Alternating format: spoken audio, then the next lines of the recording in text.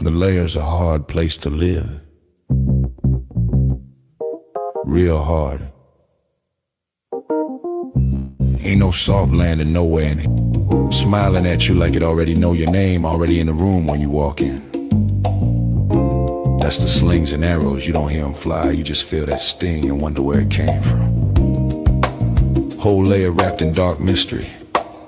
Old magic in the walls. Wizards whispering deals they don't keep. Dragons watching from the shadows, counting bodies like loose change.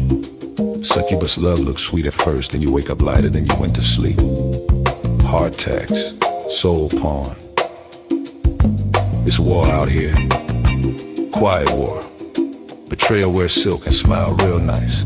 Same cats break bread with you. Be the one selling your name 2 streets over.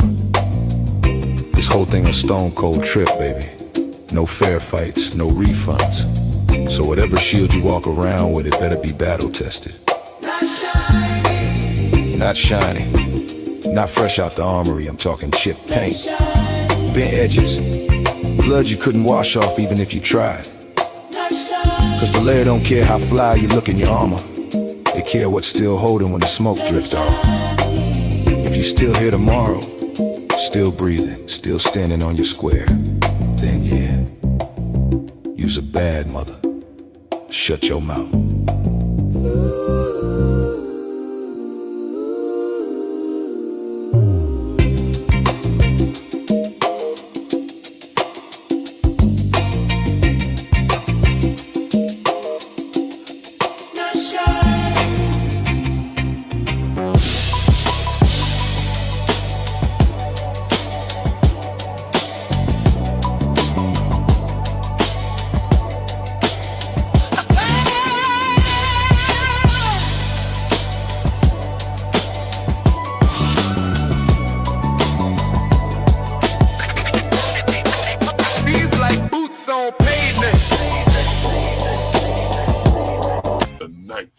Layer.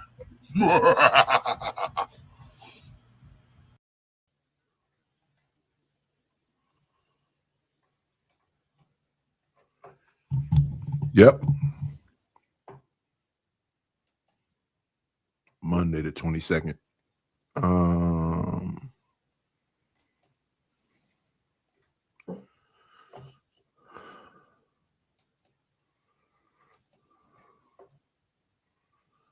What we want the banner.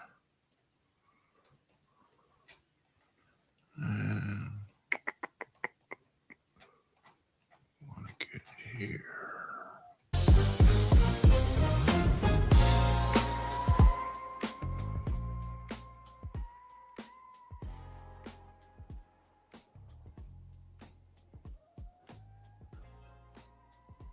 Yep. Okay.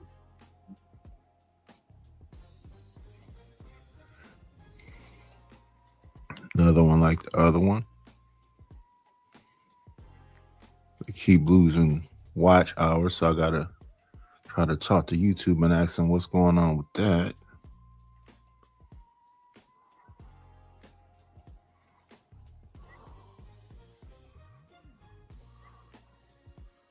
Pin that.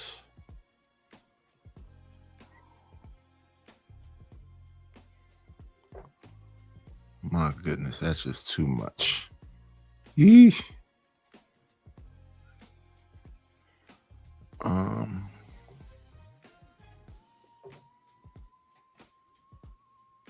Get back here. I'm gonna listen to this individual.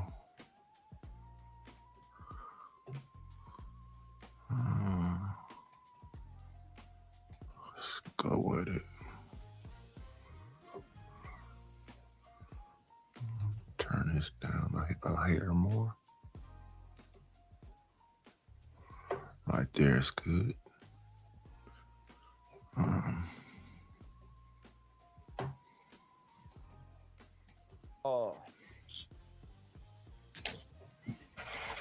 Yeah, I done had a chance to calm down. Okay, so what's the status of you and the Carmelo family? Me and the status of the Carmelo family. Initially, I went with the Metcalf family. And I'm gonna tell white people, this not for y'all. I'm gonna get back to white people in a minute. This is for black people and niggas. When Carmelo and Austin Metcalf situation happened, black people ignored it because at first they thought it was black on black. So black people ignored it. They didn't have no say-so about it. You know how I know? Because I was online for at least 2 or 3 days, almost a week, arguing with black people because I said, fuck Lil Ronnie and the Baby Chink, the rapper that had got killed with his baby. This happened around the same time.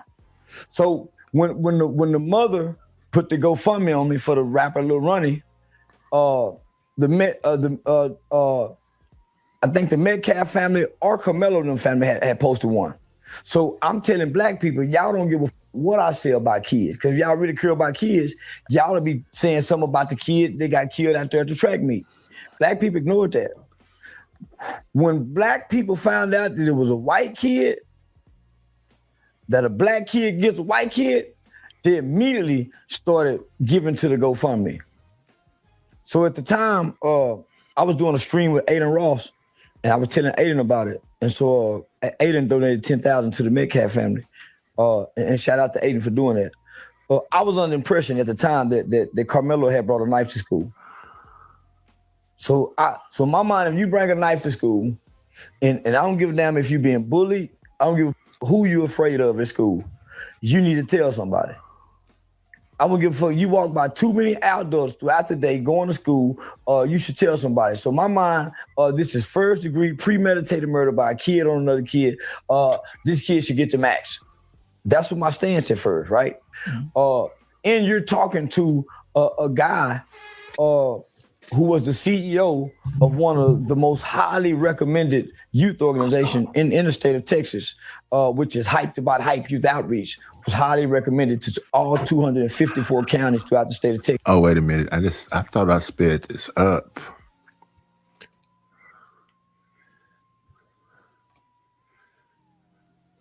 Okay, we got to speed it up. Let me see.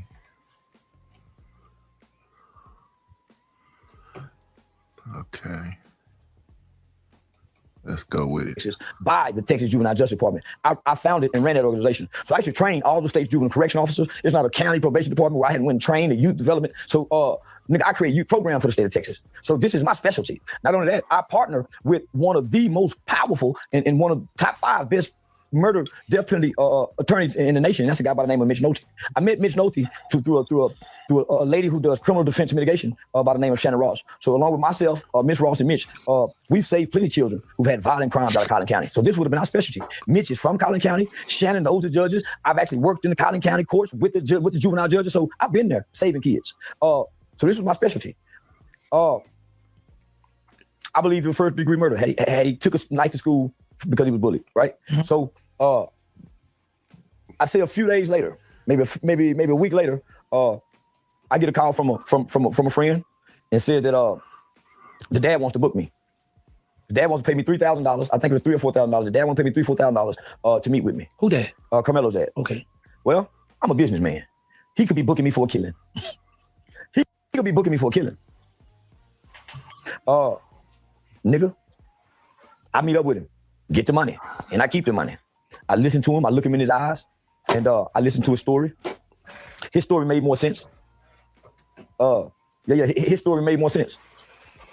Oh, the son. Yeah, it made more sense than what the media was projecting and propagating. You know what really made me not like the father in the beginning? Why? And what made me not like the family? He let his wife do all the talking at the press conference. Not only that, he showed up in front of the world when his son had killed a white kid in Collin County. He showed up in front of the world with Dominique Alexander and civil rights lawyers. I didn't even listen to this yet, but this is the conversation we already been having about. I think the first person. Let me see.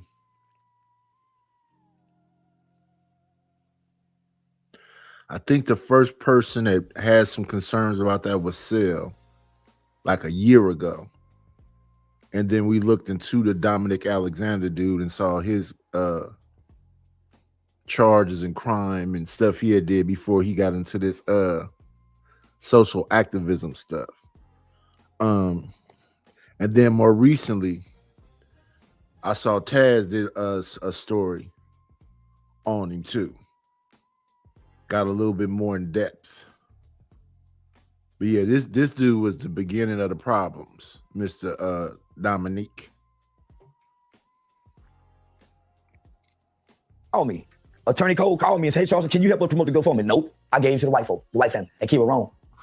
I know once I see certain figures, once I know I see certain black figures and black faces, Lee Merritt, Benjamin Crump, Jasmine Crockett, Dominique Alexander, nigga, all these run together. Kim Cole, nigga, all these, Freddie Haynes, all these are the hooks and crooks that run together. Nigga, they playing for the money. Ben Crump, but you know who was the mastermind leader? The white boy, Sean King. Sean King probably ran off with $1 billion from the Black Lives Matter donation and getting his cut. So once I saw Dominique, I said, man, they playing, homie. Nigga, so I had a disdain when I saw the family with these people. Niggas, man, come to find out they're not from here. They don't know nobody from here. Family never been in trouble. This man and his wife never been in trouble. They never had a son. So they don't know what to do. These ambulance chasers went out there and brought them to the lawyers like they always do during the police shooting. Why do you think during the police shooting, you always see Ben Crump or Lee Merritt? You don't see no other lawyers. No other lawyers. In the last 15 years, how much money can you think them niggas done gathered in pocket? You ain't seen no other lawyers. So what they do, they get a community activist, a leader like Dominique Alexander, reach out to the family, and that's how they get the lawyer connection because it's unethical for the lawyer to pursue it. They got somebody on pull, hey man, go down there and get with that family. I used to stop them in Fort Worth. So they've always been my rivals. Because I wouldn't let them come. I used to expose them when they come to Fort Worth. It's a lot going on. This conversation has been going on for a year. It's been going on for some weeks now.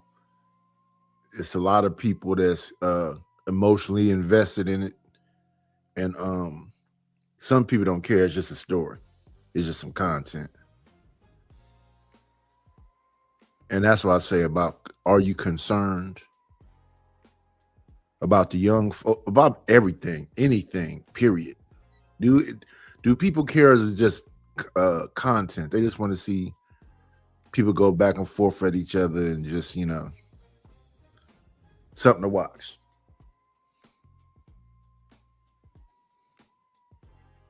Fair use.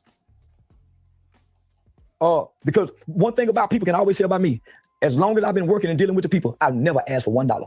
Not one time. I've never asked for $1, nigga. I've never posted my cash out. I've never created a GoFundMe. Why? The strongest man in the land is the man who wake up and ain't got to ask nobody for a thing. Not a job, sugar, a ride, nothing, a cigarette, nothing. Strongest man in the land. So what I learned to do is to say what I'm gonna do. And because of my character and credibility, people give to what I say I won't give to.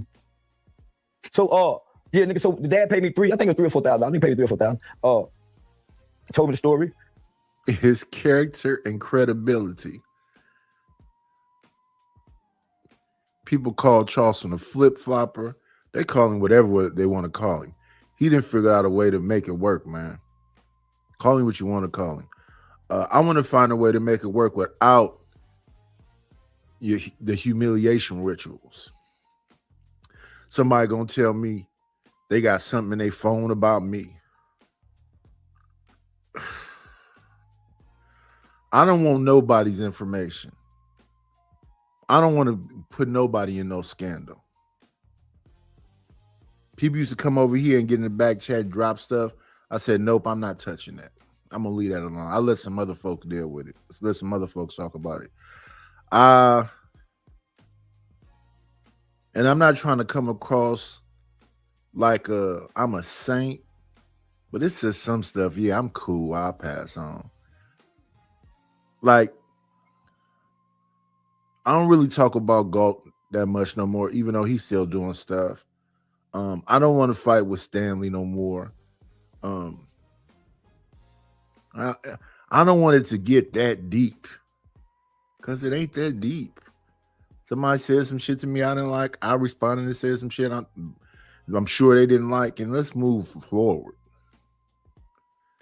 But think about this. The cat got 35 years. Charleston said he could have helped. He was talking about the appeal. He's saying that, you know, the people didn't know and they was ill prepared. That's how Dominic Alexander got there. So if you came to make a difference, what happened to make you back out of it again? I understand you say the father's weak, but what about the child? I believed him. I still believe it. I went and met with the kid. From the time I met that kid have had my heart. This is not a violent kid. This is not homie. If I had to describe this kid in a cartoon, I would say this kid is his fleece is white as snow. Man, just a pure good kid. Smart, intelligent, fragile, frail. Try to seem confident, but self-esteem issues. Dad worked a lot. Dad wasn't always home. Kid don't know how to throw a punch. Articulate, can communicate well, properly. Has goals, has aspirations, and being a thug is not one of them. Looking like a thug is not one of them. Behaving like a thug is not one of them. This is one of all our kids. If you can close your eyes, if you have children, if you can close your eyes and think of the best kid around your children, that's this kid. So when I met him, I initially connected with him. And I knew he was gonna have a hard time being on bond. So I started putting things in place for him. I had him an MMA coach, shout out to Trent, a boxing coach to go out there. I loaded him up with books. One of the first books I gave him and asked him to read is The New Jim Crow by Michelle Alexander. It talks about the 1 and 3 school to prison pipeline. 1 and 3 school to prison pipeline. 1 and 3 school to prison pipeline. He went to prison from school. 1 and 3 school to prison pipeline. He went to prison from school. Over 50% of children in the state of Texas are not arrested on the streets. They're either referred or come through school. 1 and 3 will go school to prison pipeline. It was a meme. I'm trying to think who was that. Sexy Red that had it. It was her thumbnail, or it was a meme or something, where the kids is going to school and they go around this thing, and the jail is right there. It's like they was going to you know when you go and roll in school and everybody's in the front of the school? It was something like that. It was a meme like that. That's talking about what he talking about, the 1 and 3 prison pipeline. Man. It was just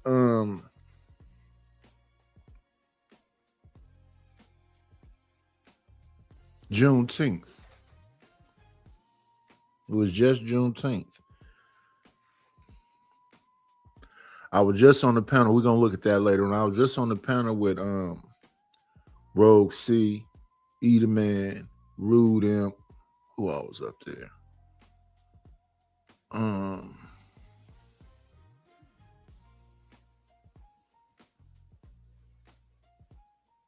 I think the way we treat each other is foul. We can't be on no panel too long before somebody talk about drop the Addy. We treat each other badly.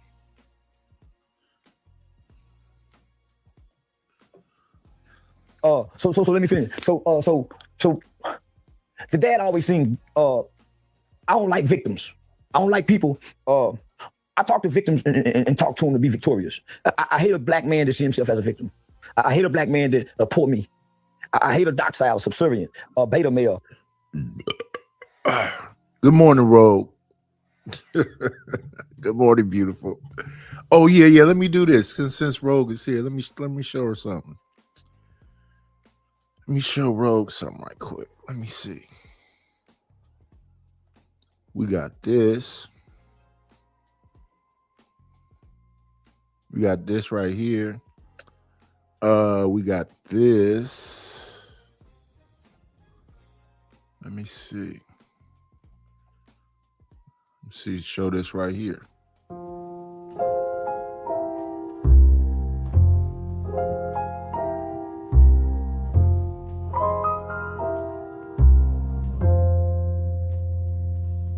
I met a man on a summer night. Didn't have to say too much at all, felt right. He smiled at me, said, take your time. The sweetest kind of love ain't hard to find. He said, don't let your eyes fool your heart. The real thing shines when the lights get dark. Every little word she whispered low made me believe in forevermore. Diamonds fade and roses fall, but true love keeps standing tall. When the world keeps changing every day, your heart always knows the way. How do you spell love? Tell me, baby, how? Is it every little kiss?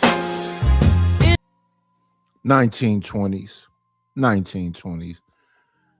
A crooning lady, a crooner. Rogue probably wrote that and left. Didn't even hear the song. Black man. No matter how much respect and likeness I have for you, you can't be that kind of man with me. I hurt your feelings. So I never hurt his feelings, but I was rough with him. See, while everybody talking, there was a time when he needed all these black people with these opinions, all these black lawyers that he said is powerful now. Where was they at then, nigga? They saw you with the same lawyers that you got now. You reached out to all these, well, nobody there, nigga. They gave you a GoFundMe when the black lawyers and the black people realized they couldn't get that $600,000. Well, nobody there, nigga.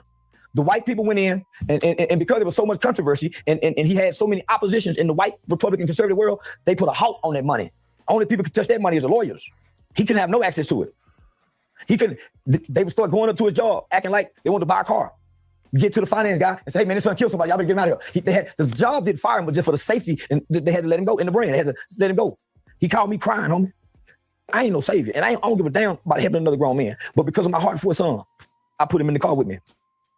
And I didn't have a position for him. I made him my road manager. I took over the car payments. When he told me, man, they looking for Carmelo truck. Carmelo had just had a Jeep, or just, I guess had a red Jeep. He said, they don't put a hit out on Carmelo Jeep. I can't hide it. I said, nigga, I'll take over the payments and I drive it around and let them look for me. I put the target on me, man.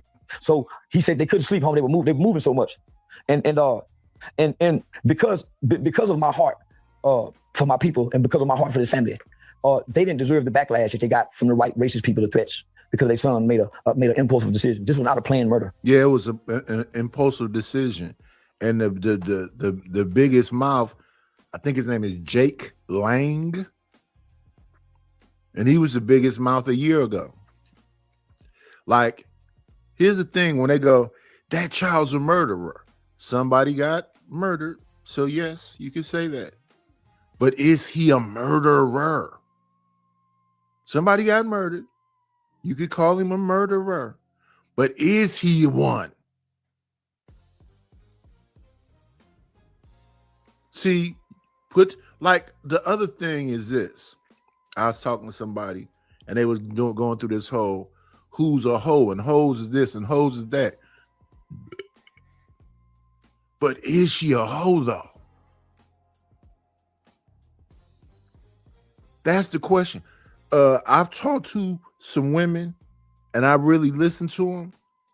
And then women think a lot about men. Then women pedestalize men. Then women,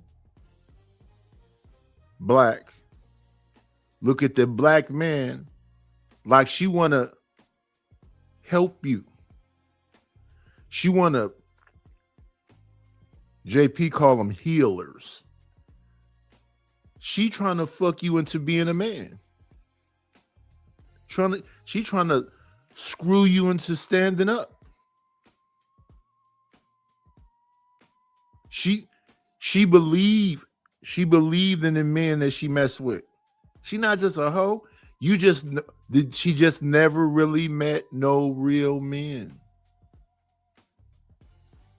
And a lot of guys out here be like, Oh, lie to him and just get your. So a lot of guys lied to her that she believed in and she tried to be with.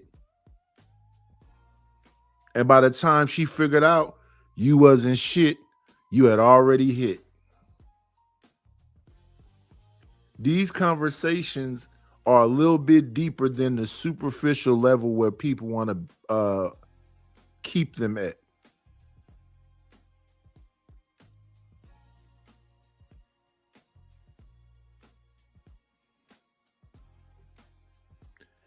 You fucking her, she making love to you. Think about that. You fucking her, she making love to you. And then you calling her a hoe. This was not an intent to kill. This was not a well thought out. I want to hurt. This was not. No, this was not it.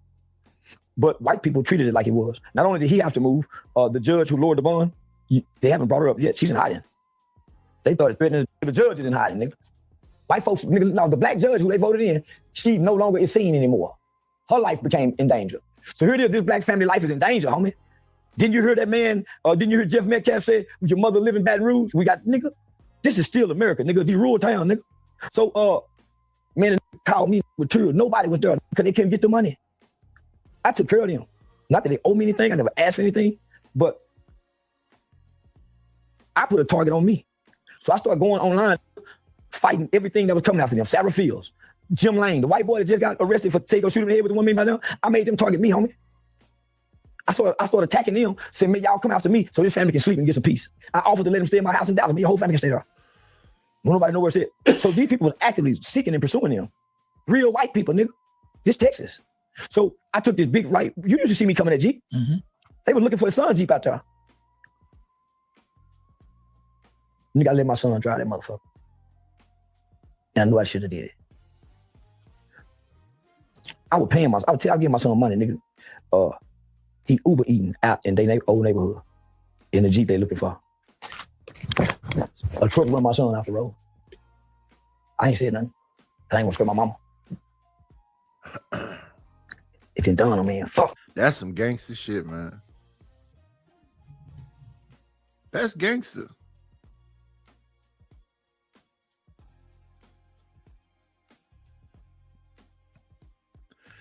It's certain people that talk that I really listen to because I like the man that they are. And then there's certain motherfuckers that had that same position that talk that I don't want to hear shit from. People be in my chat talking shit about Hamp. I fucks with Hamp. Heavy.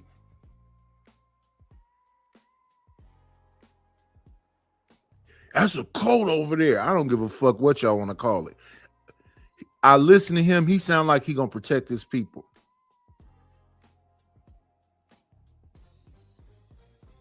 He fuck with who he fuck with, and that is what it is. I fucks with him.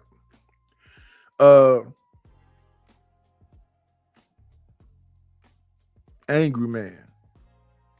I fuck with Angry Man too. Mr. Fantastic. They call him the red pill, say he's zesty, sassy, all he talks is statistics and blah, blah. But I fucks with Fantastic. The man that he is. Even though sometimes he cussed me out too. I fuck with him. Fantastic. You already know my friend, the only person on these YouTube streets I call my friend, Rogue Raw B. I fuck with Raw. Y'all be talking crazy to her.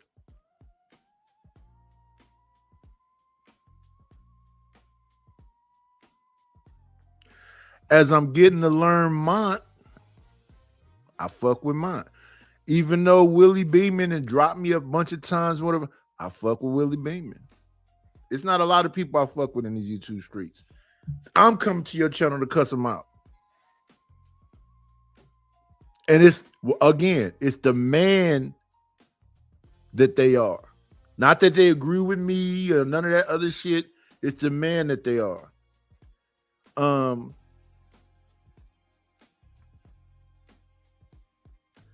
all the Fight Club alum, all the people from Fight Club, so Sharon, Beans, whatever else, I might be bumping heads with them and clashing with them, but it ain't hate. It's not hatred. I don't hate Beans. I just don't agree with him.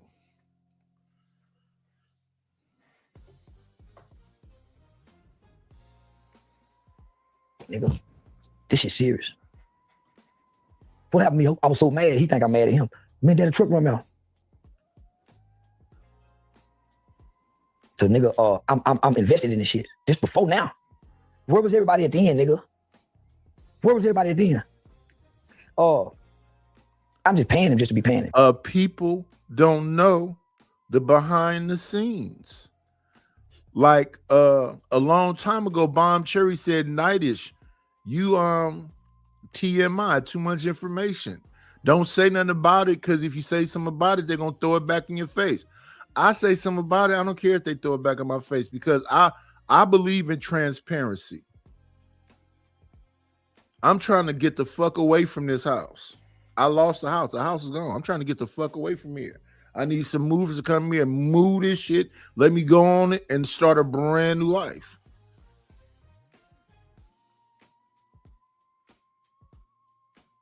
And this experience that I had right here over these 4 or 5 years, however long I've been here, 4 years, I think, makes me just love my wife more. Because when I look at all of the bullshit that I wasn't really paying attention to back then, because our expenses should have, that's why I talk about generational wealth. Her mom almost completely paid that house off. So we really didn't have no real expenses there.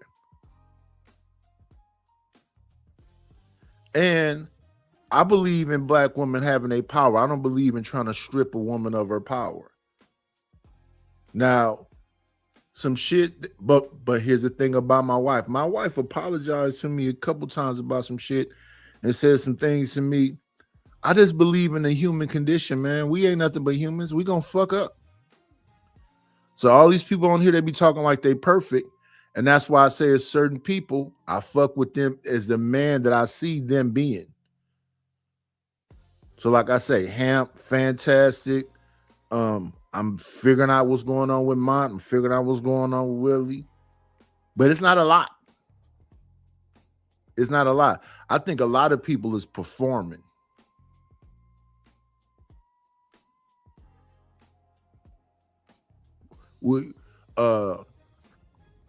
Charleston had a hat that said, everybody's playing. Ain't nobody real.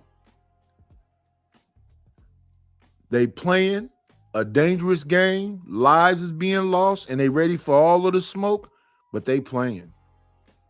They playing. They not really real. I don't ever try to come up here and try to make it seem like I'm a superhero and I'm brave and I can deal with everything.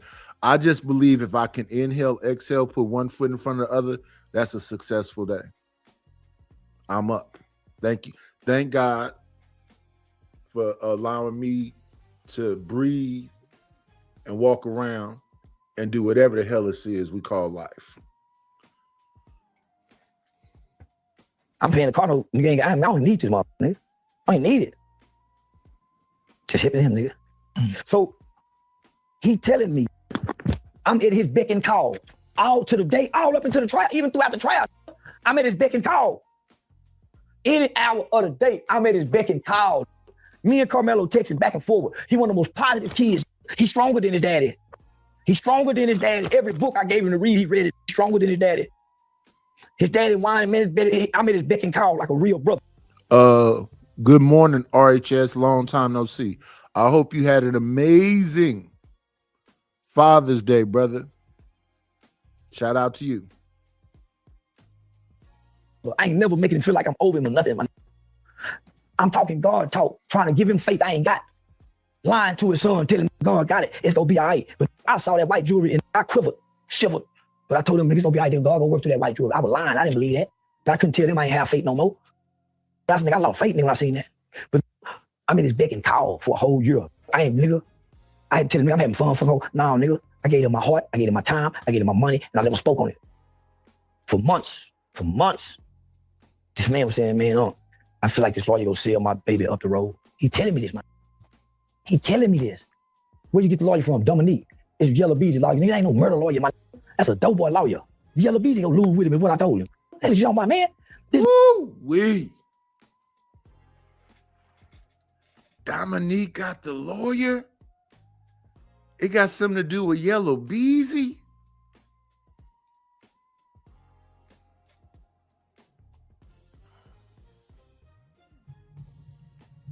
That's some railroad shit. That's some railroad shit. Yeah, Yellow Beezy?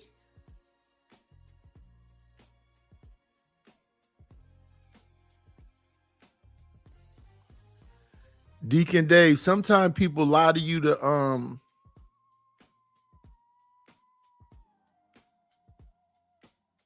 give you hope.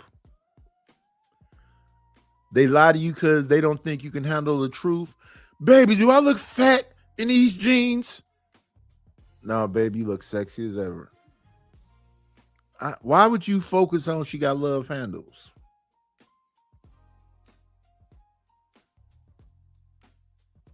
No, you don't look fat in them jeans. You look sexy. Bite her on the cheek. Why the fuck is you there to tear somebody down?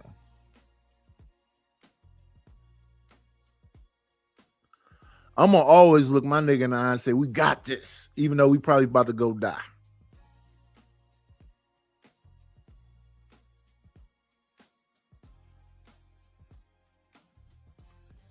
Well, see, Deacon Dave, I appreciate that you asked that question. And my question would be, what is real? What is real? I always hate the conversation about real niggas do this. What's real? Because when I listen to them real conversations, it don't never have nothing to do with character. It never has nothing to do with morality. It never has nothing to do with independence. It is never about empowerment. It's very individualistic and subjective. So what is real?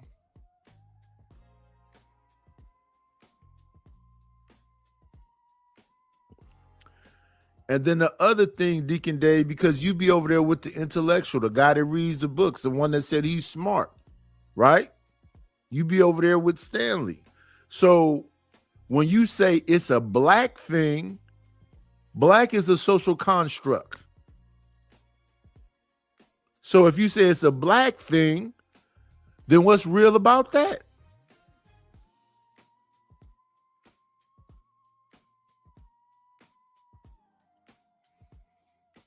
That's a good question, Rogue.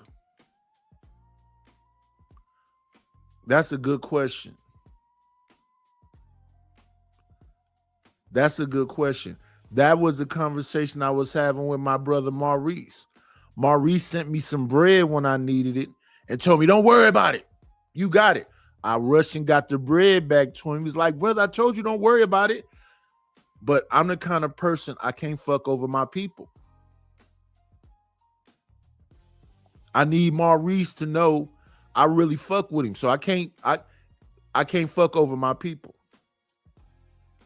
Yeah, real has to be for me, but that's why I said subjective. For me, real has to be tangible. I gotta be solid with my people. At the same time, though, everybody not my people. Like when I went over there and I was hollering at Chanel and I said, I apologize because she do be doing that nice, nasty shit. I don't like the nice, nasty shit. But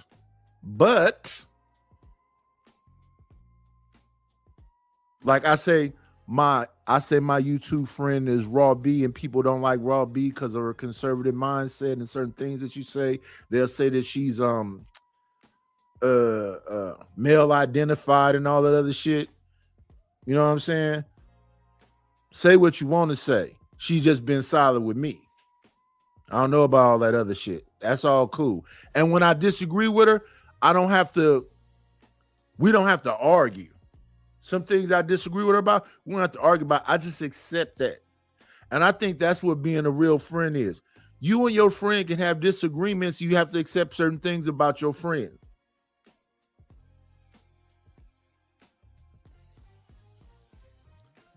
Good morning, M. Mills. Good morning, Deacon Dave.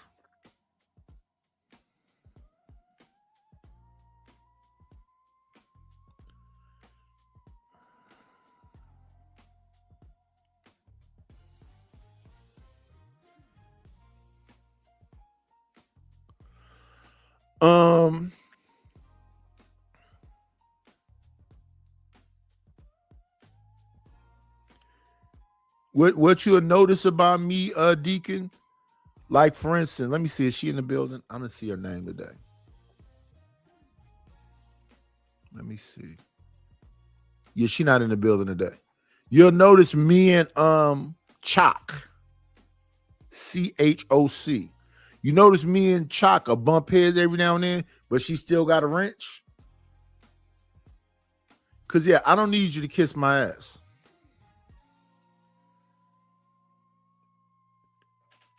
Like I was running around here talking about 600,000 people lost their job when it was 300,000.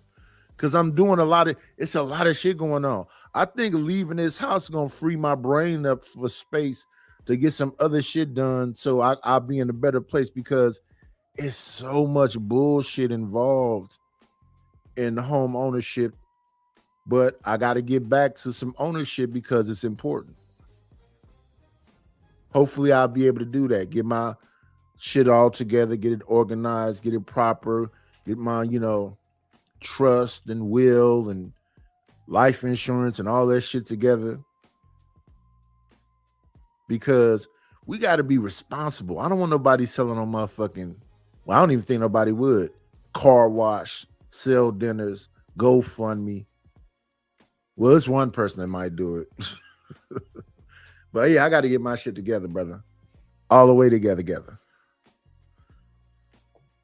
But yeah, listen to Charleston. I think privately doing these things behind the scene, if he did them things, is powerful.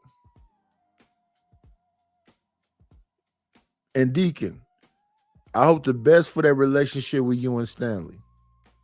You can deal with him. I don't like passive aggressive niggas. Just be straight up. I don't like that slick shit. Because that's another version. That's the male version of nice nasty.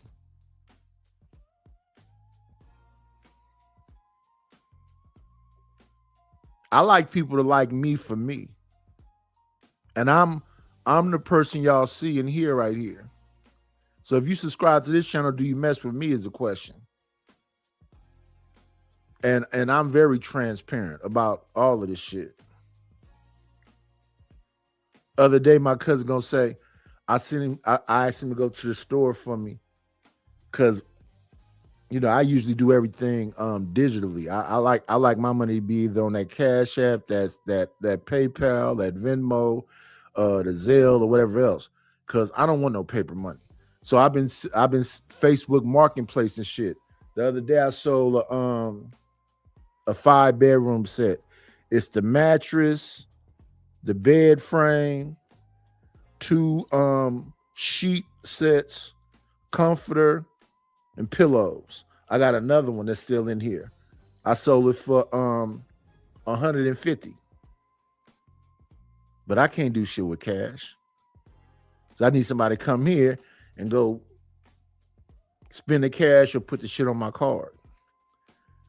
What's going on, A-Dub? But happy belated Father's Day. White boy they win in liberal courts. Dallas is a liberal town. You can't get no Dallas lawyer and think they finna be big shot shit in Collin County. I know the baddest lawyer in Collin County. Commissioner Otis is what I told him. At that time, it was $600,000. I said, I know a criminal defense mitigation specialist named Shannon Ross, who I used to work with. Man, they need to be on this case, homie. Put him in touch with Shannon. Shannon said, we need mitigation. We need defense mitigation. We need that. We don't have to worry about the money. We can get the money later, is what the mission said. He still went with them, homie. Everybody saying, no, he's not good over. He even told me that that his lawyer and the DA was once student and teacher. So the prosecutor was head over the DA. The DA never been able to beat him. He told me that. I said, we need to get rid of him. We met on several different occasions. Me, him, and Shannon. So he wouldn't listen. Damn. So he wouldn't listen?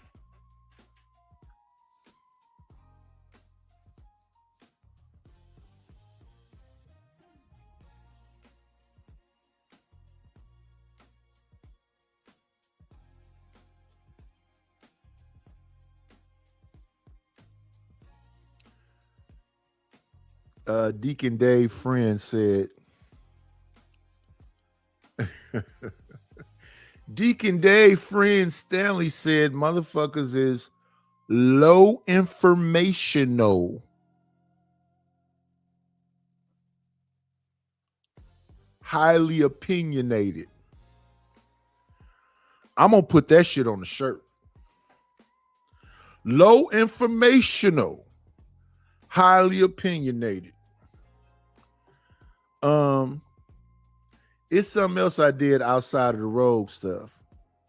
Outside of Rogue stuff,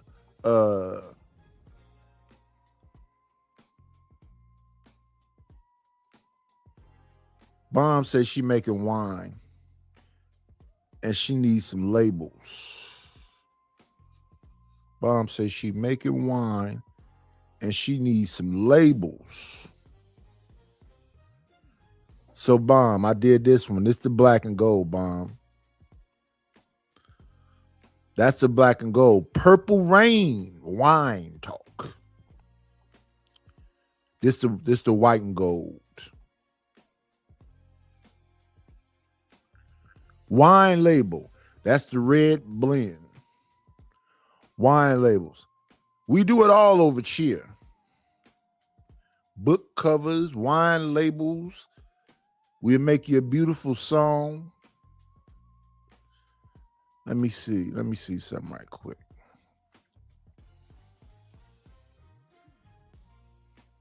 Let's go with the Bomb song. This is called Jazz Bounce. Late night and daytime, comment section warfare. Everybody tough online till the pressure pull up.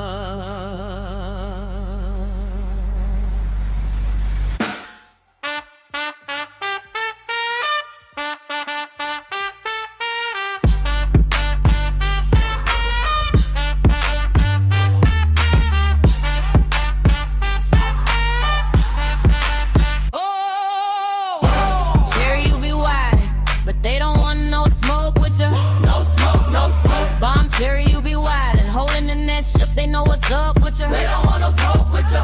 Bomb Cherry, you be snapping. Every post turn pressure when you roll up in the mixture. Wildin', wildin', wildin'. Bomb Cherry, you be wildin'. They talk loud online but get quiet when confronted. Everybody play tough behind avatars and hashtags. Throwing stones then hide their hands real fast.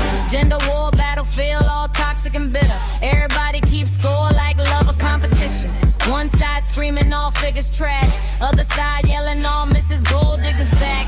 Algorithms feed the chaos for reactions. Turn pain into clicks and clicks into distractions. Bomb Cherry slide through speaking reckless truth. Laughing at the fake booze. Selling fake proof. Podcast kings yelling through neon lights. Whole comment section look like benching fights. Meanwhile real folks still lonely at night. Still hurt from betrayal. Still searching for something right. Nobody wanna heal when attention pay better. So everybody online just applying more pressure. Bomb Cherry, you be wildin', but they don't want no smoke with you. They don't want no smoke with you. Bomb Cherry, you be wildin'. Whole timeline froze when you entered the picture.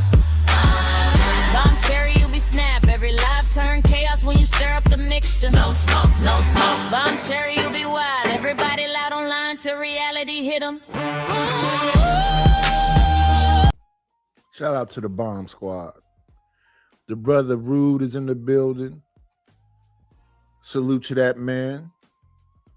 Salute to that man. Let's go on ahead and wrench him up. Let's go on ahead and wrench him up.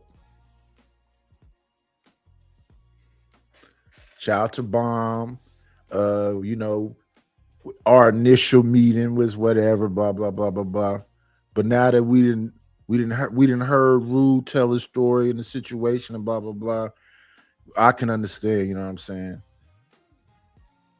Shout out to that man. Let's move these out the way and get back to Charleston. Damn, that's fucked up. They did not listen to Charleston. When this is Charleston, he went to jail as a youth. That's his whole shit. He definitely could have helped him, but if y'all not gonna listen to him, it ain't shit he can do for you.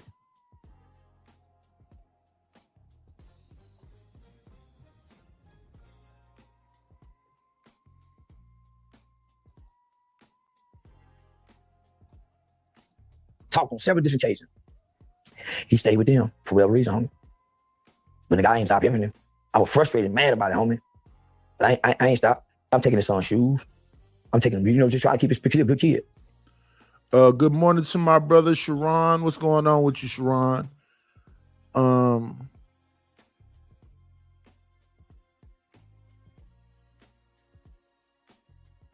I can make more.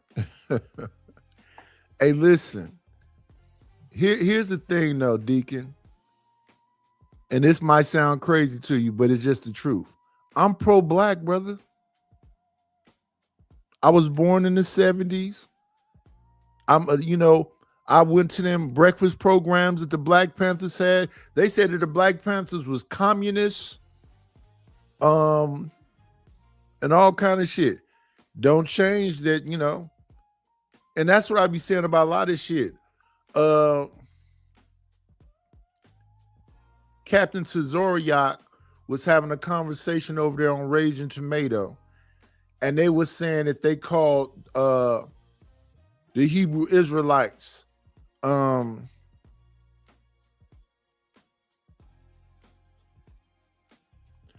what's that fucking title they made this title up a while back.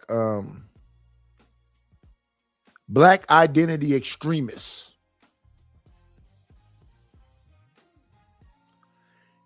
Are you black? Are you a black identity extremist because you choose your people first? Are you a black identity extremist if you choose what look like you first?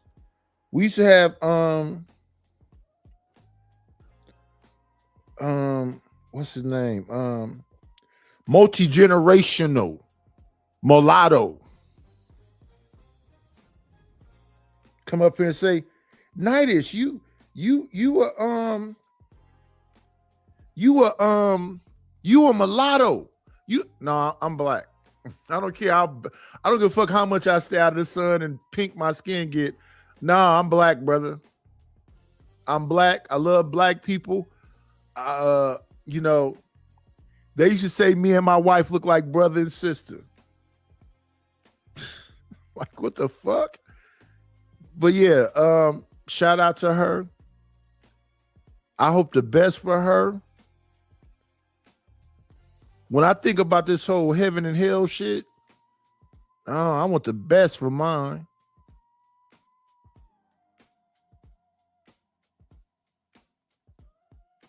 Because I try to see beyond just the superficial person and really look at the individual and how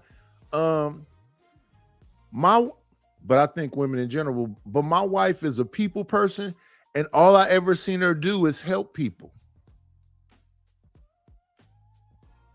Kids, old people, fuck what she did to me or what we've done to each other. All I ever seen her do is help people.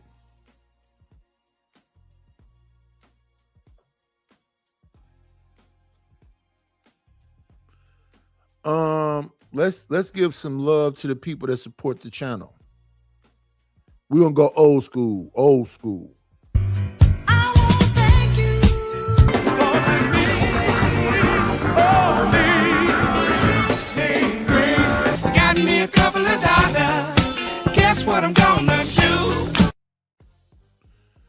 Shout out to Rue for the support. I appreciate you, my brother. I appreciate you. I appreciate you. Let's shout out to the people that came into the building. Danner. Let's highlight your comment. Danner said, Nightish, you white. My mama is from Pine Bluff, Arkansas. My grandmama, my mama's mama looks like an Indian woman. My mama's mama looked like an Indian woman. I showed a picture of my grandmama before. Let me see if I can grab this right quick. Miss Dolores. Give me a second. Let me go see if I can find a picture of her right quick. I got a picture of my grandmother back here somewhere.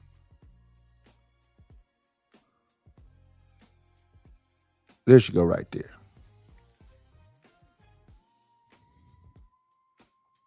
There go my grandmama right there. That's my mama's mama. Look like an old Indian lady.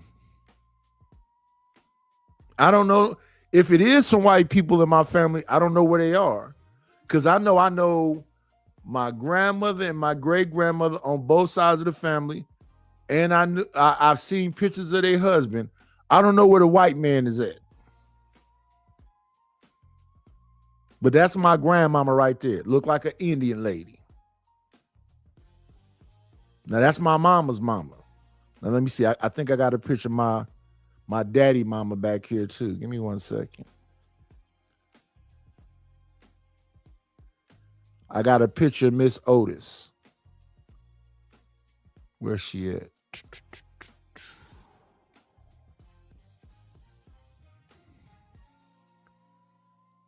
I'm sure.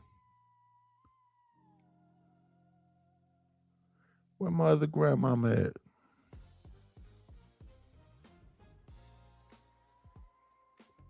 Matter of fact, let me go grab a picture of her and her mother, because I knew her and her mother. Give me 1 second right quick, y'all. Give me 1 second right quick. Go here. Photos. Picture of my grandmama and my great grandmama. Where they at?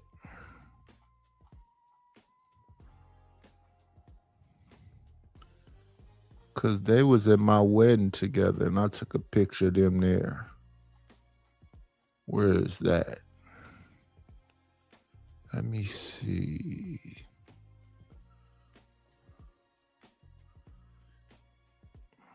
There she go by herself, but I want a picture with her and her mother.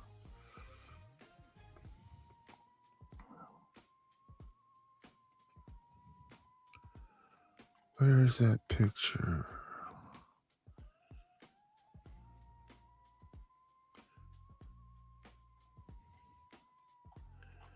Where is it?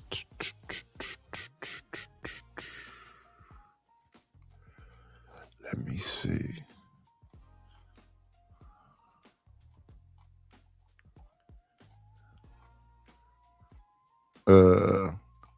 And I also think this, we need to find a way to love each other better. I know I'll be talking shit on people's panels, but I love being around my people. Where's that damn picture? That's me and the kids. That's my aunt and my cousin.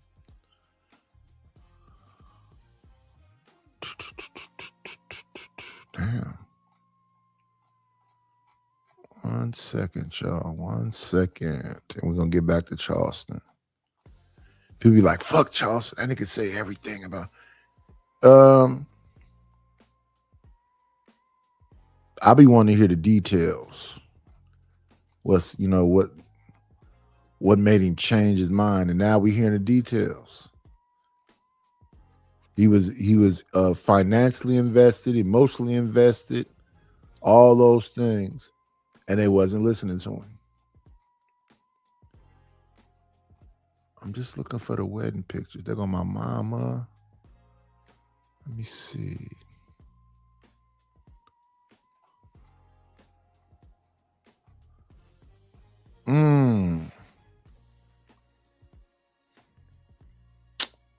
I don't see the wedding picture.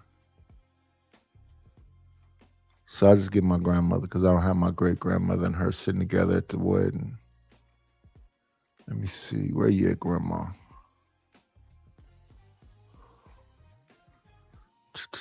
I just saw it.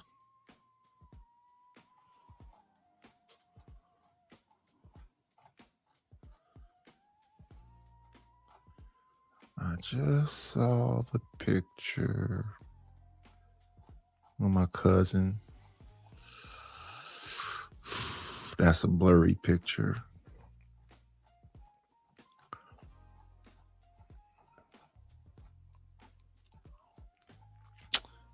Let me see. There go her. There go her cousin. It's me. Where you at, Grandma? There go Pops.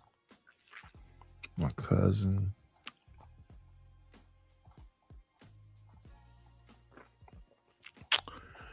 Let me see. There she go. This is my father's mother. And it's this picture pulled away. She's sitting next to her mother. This is it from my wedding. Let me pull that up right quick. Images at the bottom.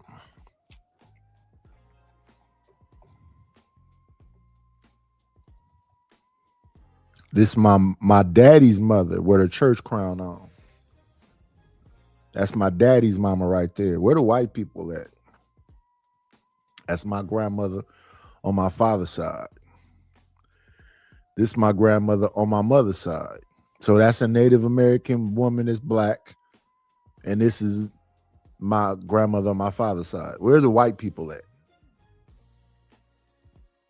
Now her mother looked like my mother's mother. My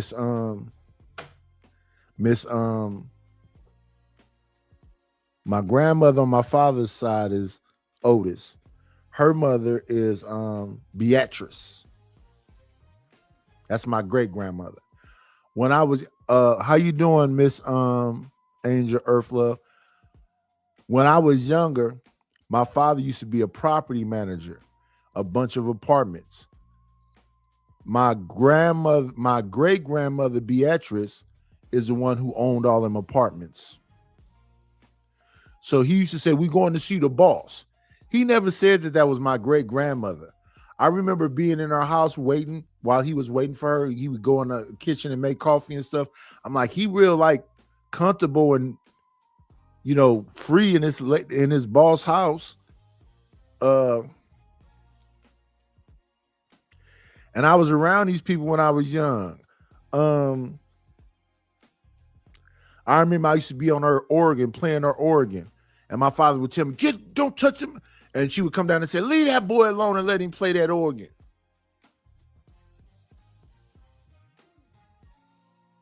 I got married when I was 24. And she came to the wedding. I was like, why is the boss here? This is how dumb I am. I wasn't that all the way on the uptake. I'm around this woman. I'm around her sister. I'm around all these people. Once again, he kept calling her the boss. He never said, this is your great grandmother. She came to my wedding and said, baby, who you think I am? Matter of fact, I got the pictures right here. I'm tripping. I got the pictures right by me. Yeah. She said, baby, who you think I am? I said, you the boss. That's what my dad always called you. She said, this my baby right here. Here go my grandma. The woman I just showed you, Otis, that's my grandmother. This her mother. That's me, my wife, my daddy, and my great grandmama. She had at my wedding. That's the lady he used to always say, that's the boss.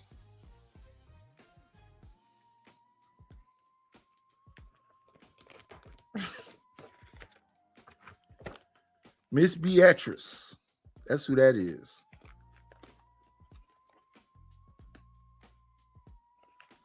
Man, you want to talk about fucking over some money.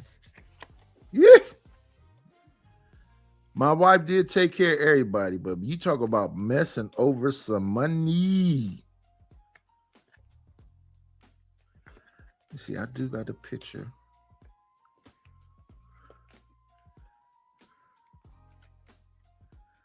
Shit, we had candle bearers and rice throwers, and that shit was elaborate.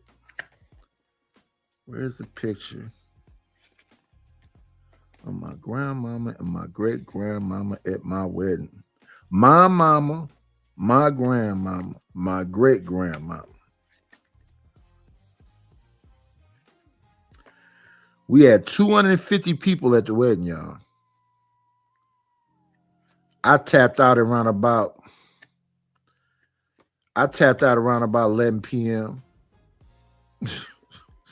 I said, I gotta go. I can't be here no more. Let me see. Let me see.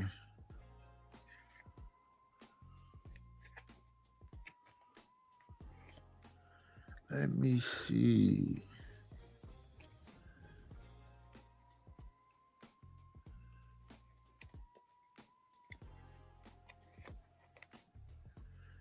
me see. Gotta be amongst these here.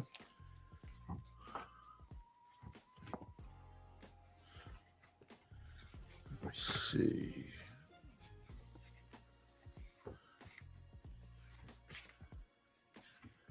Bridesmaids, groomsmen, candle bearers.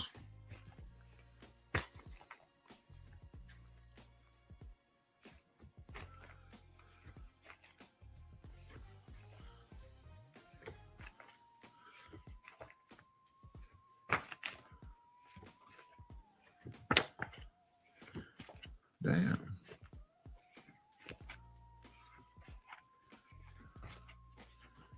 Yeah, I don't see it. This was an all-day event, though.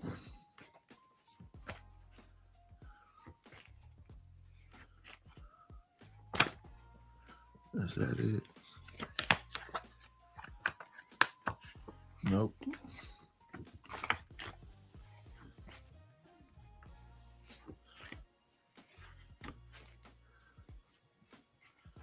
Yeah, I don't know where it is. Let's move forward. What happened with Charleston in the Carmelo family? Hey, Candy Cane. Shit. Let me see. So the guys came over the night before the wedding. We stayed up hella late. I woke up sleepy. And then, we getting our suits on and everything. And by the time I get to the wedding, I'm just I'm tired when I get there. I got there tired. I was back then, we was drinking in motherfucking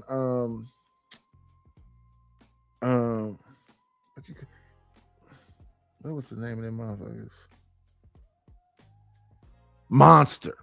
Monster energy drink. I had a Monster energy drink to try to wake me up a little bit.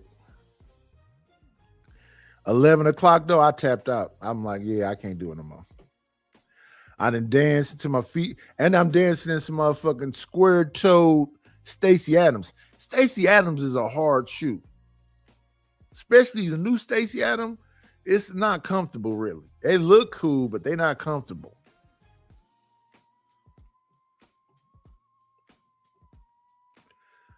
I think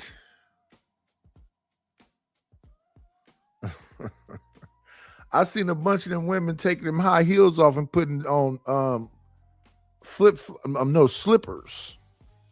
Everybody toes was hurting. We danced from shit. Let me see. The wedding happened probably the ceremony itself happened around about 10 a.m. It was over probably about close to 11. Then we left the because we got married in a cathedral. We left the cathedral and went to a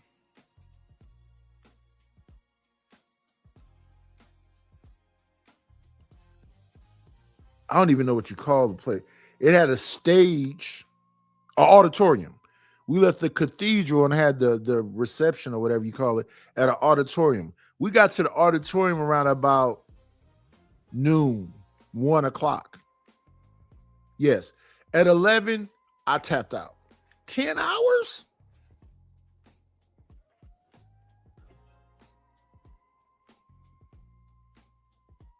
I got in that limo and told everybody, yeah, I'm gone. I'm getting up out here.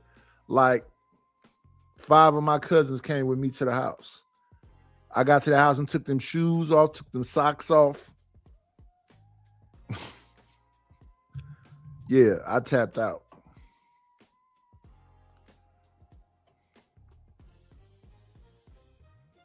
Graduation gifts.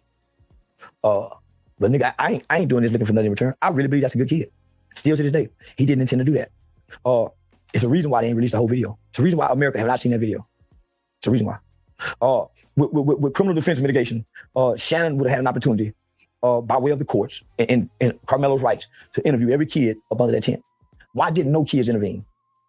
Why? There's a picture of they saying Carmelo didn't belong under the tent. Well, if he didn't belong under the tent, why was he up under the tent just the previous week prior with all the same students there? But you know who wasn't there last week? The 2 Metcalf twins. They were suspended. So they come back and then, this small frame kid was approached by 4 football players, not one white kid. And he never stood up. He remained docile until they started putting hands on him. New kid, new to the area, not a lot of friends, don't know how to fight, no violence in his history, never referral to the principal's office. No one can ever get on the stand and say this kid said anything threatening or anything in his past now. Just all of a sudden, this one day, this kid is violent and threatening. No. I learned from going to school for psychology and dealing with criminal justice that even when you get in court, they look at what you've done before and add up what you today. Past behaviors have always dictate future. And that's all I be trying to say to people. What is the events that led up to? What is the character of the person up to? So what people will do on here, though, is they'll say, blah, blah, blah, blah, blah about me. But look at what led up to. I came on here, my first time on camera, I'm on Fight Club. Aaron No, Brittany B, Patriarchy,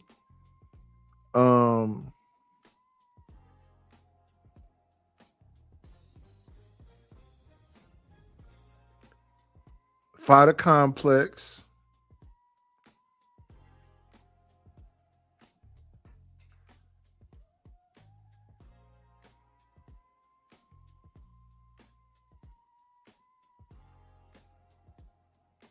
trying to think.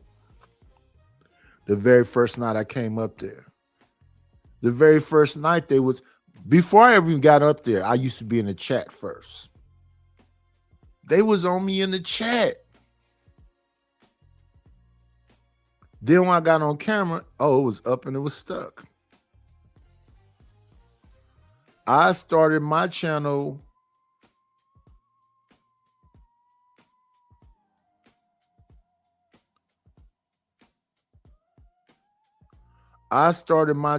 probably a month after I was on Fight Club. I started my channel before the Black House. I did 2 videos. The first video was talking about my childhood. The second video was talking about my marriage. And them 2 videos set there. I did them 2 videos because they said when you do your first videos, ain't nobody gonna watch them. You're gonna probably have to be on there for a minute before you get one person to watch. I did them 2 videos. The first video, I believe 16 people watched. The second video, 24 people watched. So I had people watching on my very first video. I think they started commenting when I came back to doing my show. It was called the Night Slayer back then. But by the time the Black House was created, and then they separated, when they separated, that's when I did my third video. It was a Black House after party. By that time, they was calling it the Crack House. So it was a Crack House after party. That I did my third and fourth video.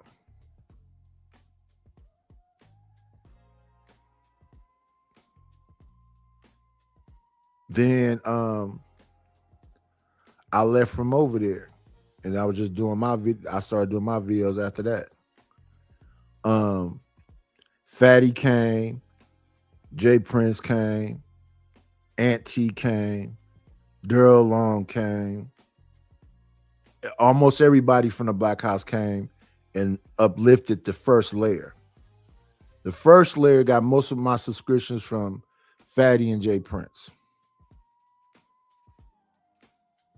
And then when I got monetized, Fatty and Jay Prince came over here and we had a monetization party.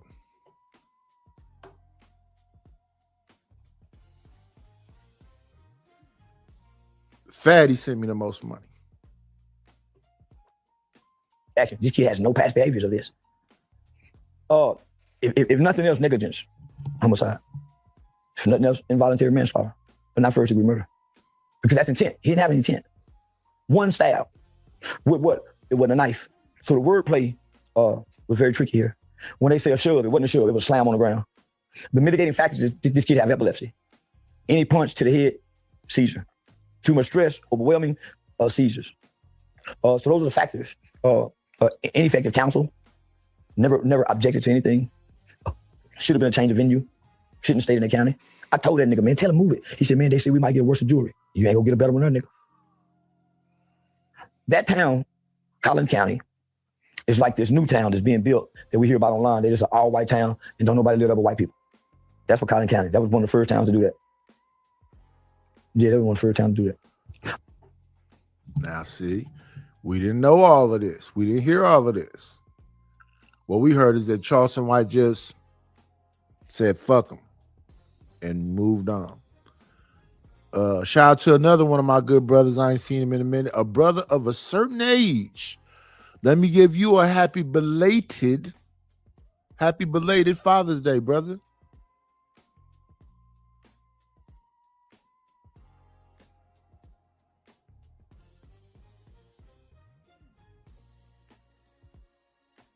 A happy belated Father's Day. Yeah, brother of a certain age. When I did them videos, I had a lot of shit on my mind, man. I'm cool now. But when I did them first two videos, man, I was angry. I was angry and I was sad.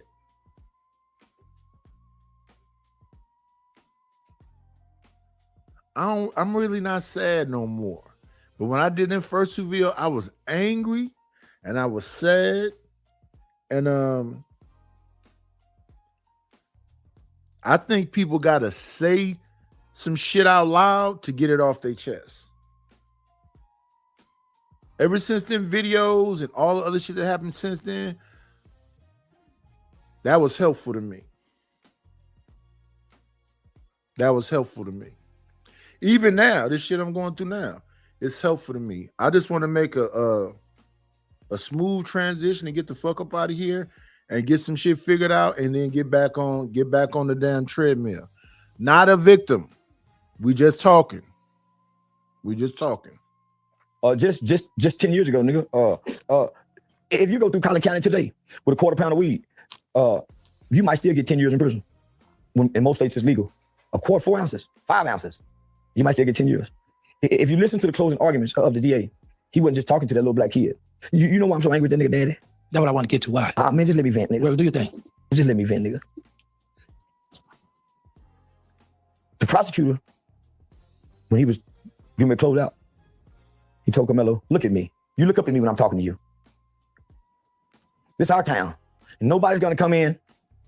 This is a lynching talking. And I ain't making this about race, nigga. But we all know from this around this part, we know what that means out there, nigga. We know to tap your brakes, cruise control. In some towns, you know, that's a sundown town. If people don't know, if people just really want to know, that's a sundown town. Collin County is a sundown town. So the way he talked to that boy, and me not knowing the daddy left him there alone to take the sentencing, there's no way I can stand with that man. There's no way I can stand next to that man. He left his boy to hang, nigga, by himself. Standing, my boy, when he looked back over his shoulder, daddy that went to nigga with them tears in his eyes, said, you get ready. I won't be, when they hanging the boy. Say, nigga, can you imagine 17 years old, you don't know nothing about no trouble? You don't know nothing about no trouble?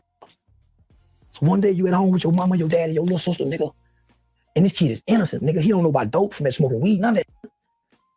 One day,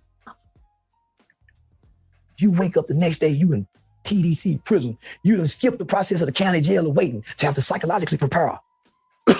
You done skip the process of having to detach from what's around this way, nigga. Can you imagine what that little boy feel like, nigga? I cried for him, my nigga. Man, I cried for him, nigga. But nigga, I didn't know his daddy wasn't there. Jeff Metcalf said he was a coward because he wasn't there. Ain't no way in the world I can be seen with that man again standing, fighting for his boy. And he just abandoning that kid, man. I can understand his mama not being there to see it, but not him. I cried for 2 days, nigga, 2 days. I cried like a boy. I had time to practice my walk. I had time to shadow box before he sent me down. Didn't have time for nothing. His mind can't even prepare for this. Yeah, ain't no way. Ain't no way. Ain't no way. 17, never did nothing, don't know how to throw a punch, scared to death. And now they're going to stick you in there with a bunch of hardened criminals. I never went to juvenile hall.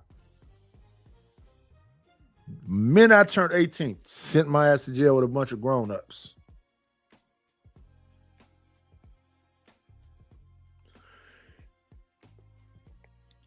Back then, we was in dorms.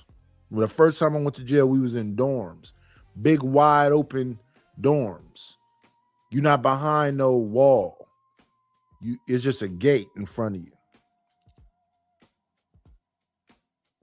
I'm 18, 6'2", 230.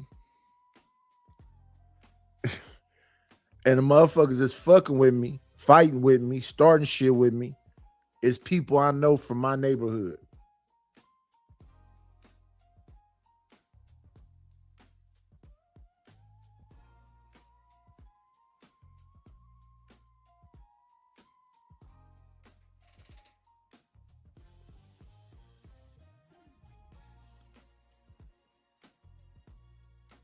I end up being in maximum security from that point forward because we had a lock in the sock incident. It wasn't even lock in the sock. It was soap in the sock. It was yellow soap in the sock. They hold down the blanket so you can't move and then hit the cab with the soap in the socks. So I could, from that point forward, I could never go to jail and be in the dorms again. I had to be in maximum security. So I went from the blues to the yellows. Then when I went from the blues to yellow, I'm fighting in the yellows. So I end up getting into what they call administrative segregation. That's 23-1. You got to be locked in your cell for 23 hours. You got 1 hour to either take a shower, use the phone, or look at TV. 1 hour. I usually use my hour to take a shower. I didn't get on the phone. I didn't look at the TV.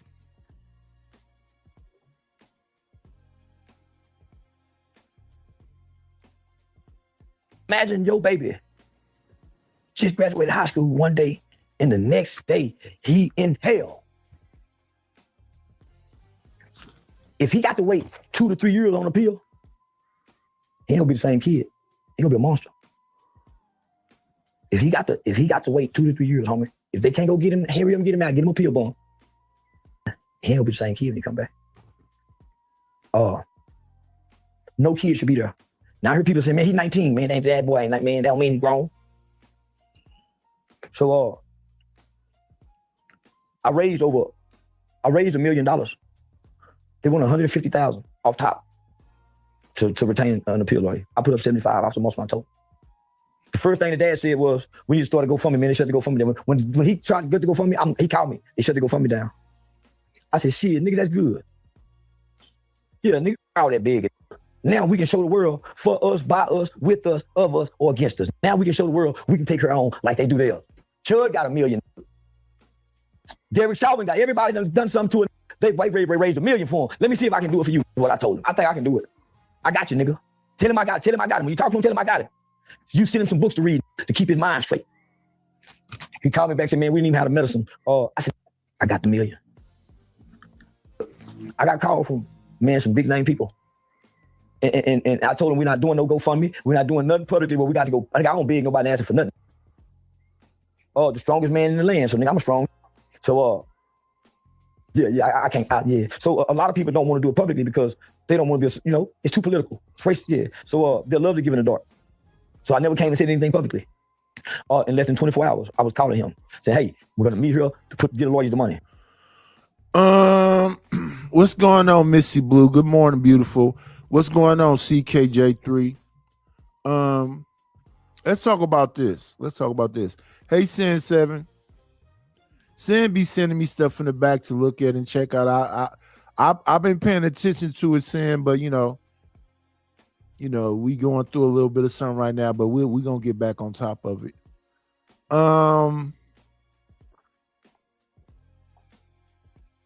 CKJ3 said Charleston is an agent of chaos. I don't give a fuck. You know what I give a fuck about? To be honest with you, CK? Results. All I give a fuck about is results. Can you get it done? From this, what's today? The 22nd of June, 2026. All I give a fuck about is, can I get it done?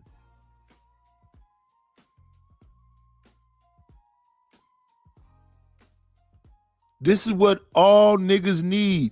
Y'all gotta find a way to have some motion. I'm 56, about to be 57 in 6 months. Motion is all I give a fuck about. I don't give a fuck about these niggas on here that's upset with me. I don't give a fuck about nothing else but some motion. How can I get some shit cracking? That's all I give a fuck about. And if I can't get nothing cracking, I'm a failure. I don't give a fuck about none of this other shit. You call him an agent of chaos, call him whatever the fuck you want to call him. That motherfucker know how to get to a bag. As much shit as I talk about Adrian Broner and Dina Great and whatever else, they know how to get to a bag. He's a drunk and all that shit fucked up his boxing career.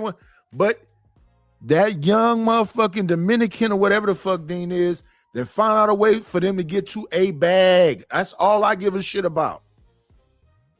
All this other shit don't matter. I got motherfuckers send me some shit in my phone about you. I don't give a fuck. All I give a fuck about is having some motion. Can I make some shit shake? We're gonna meet here to get the lawyers money. So I reached out to a pastor who's not a political pastor, but He has a non-denominational church. He has conservative friends. He has, he's connected and respected. So I said, Pastor, can we meet here? Do an interview with Say Cheese TV. The Say Cheese TV interview. I'm gonna put that 10,000 in his pocket. I'm putting that 10,000 in his pocket. I hit Vlad up. I hit some more people up, Sean Mike Kelly, to get them some interviews. So I hit him Antoine Daniels. So I'm gonna put them some initial cash in, like at least 10 to 15, 20 right now. This lawyer money going directly to the lawyers. We're setting this up for Friday. I had a show in Cleveland, so I'm gonna leave Cleveland, come here, meet with them, and get everything set up. Somebody called and wanted to donate an additional 250 to 500,000. They called my agency, but they brought up Ben Crump. I don't want to do number 10 is what I said. So I named some names I didn't want to have nothing to do with. I don't want to have nothing to do with the NAACP. I don't have nothing to do with none of these crooks and hooks. Because where was they last year? They saw this, nigga, they ignored it. I've been screaming this for a year. Now all of a sudden it's a new money involved, it's a new light involved, it's a new thing. I said, no, we can handle this in-house. And we all from Texas right here. We all know one another. We all work with children in this system here. He's new here. We can really help this guy. We can really. What's going on, Rapid? What's going on, Chuck?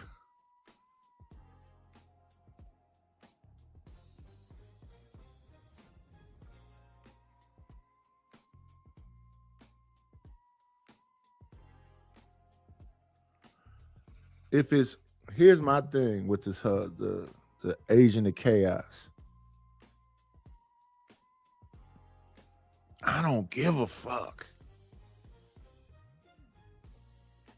Why you choose Dominic Alexander to choose your attorney? And I would have never put Carmela on the stand, but you need somebody that's gonna object and oppose everything the prosecution is saying and fight a good fight. This all happened. Y'all got to understand, this all happened in like, what, 2 days, 1 day?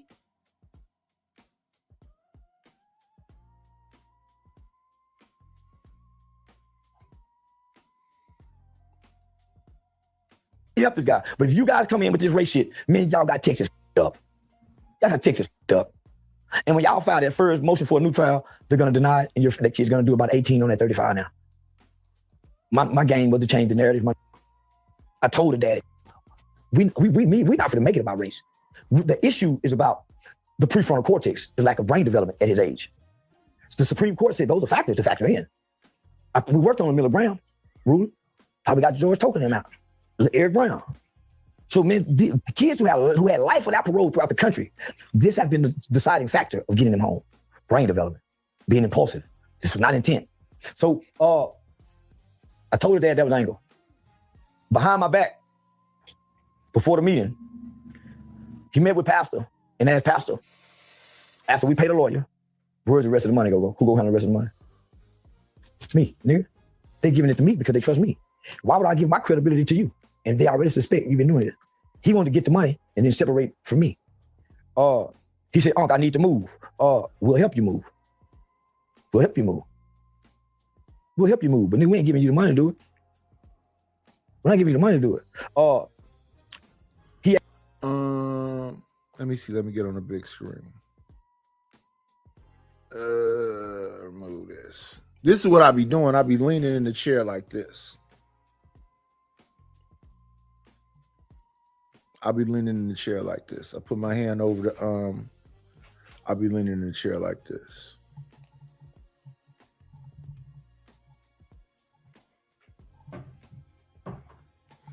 I'll be leaning in the chair like that.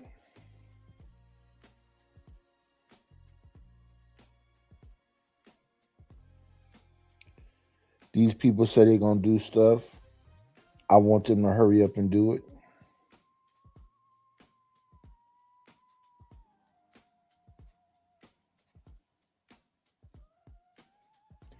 They make it seem like I'm the one that's slowing shit down. No, I want y'all to hurry up and do it because, like I said, I don't want to talk to this man again, man. Because it just ain't that complicated. Like I said, I came into a damn house that hadn't been touched, I guess, since when I look at the materials in here, I guess it hadn't been touched since the 90s.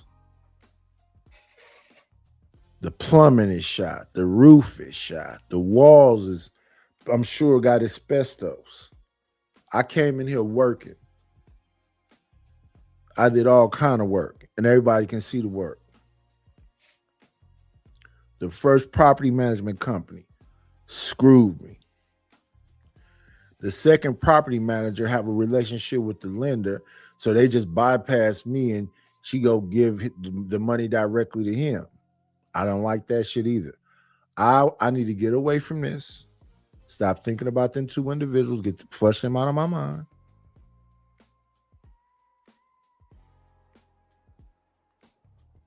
And get on my grind and get some motion going. And make another move and pivot.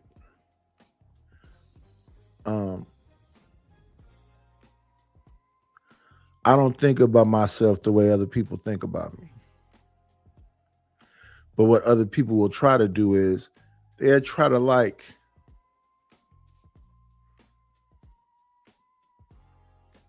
I really think, not feel, think they be trying to sun me. And I don't know why. Why? What is it about me that make people feel like they got to put me in my place? I don't get that.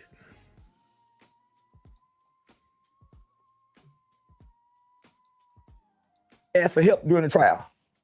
I'm the one sent Dr. Candace up there. I'm the one that had Dr. Candace. Dr. Candace, can you go up to me? His family needs you. No protection. It's a white man out there threatening to kill the man, kill the boy. She said, I'm gonna be up there next Thursday. I said, the trial will be over by then, I think, Doc. They rushing this pretty fast. She couldn't believe it. She still be going to now, they rushing this pretty fast. He asked for this help, homie. Only to leave all of us hanging. As if we invaded. Now he asked for this. We felt like he was worthy of it because of the kid. Not that the kid need to be let go free.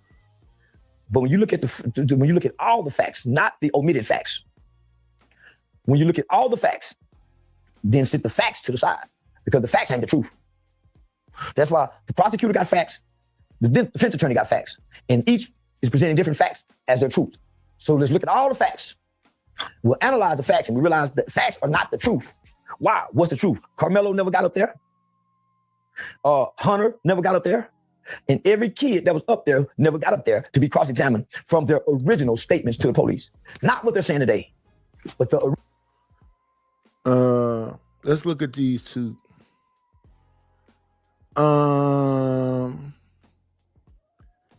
This one here. Shout out to San. I think that's what she's saying. Stanley was fighting with me in the chat earlier, even though I told him I wasn't reading anything. Pay attention to Stanley, y'all. Stanley want to fight everybody. Pay attention to him. Rapid One Fitness said, this victim content is old, Nightish.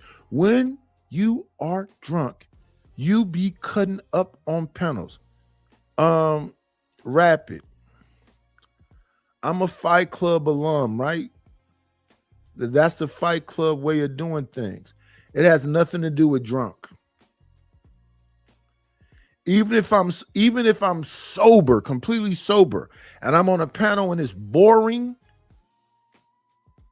that's what it be. What you'll have people do is they're like, we're going to stay on this. We're just going to talk about this. We're going to just talk about this for 6 hours straight. That's boring.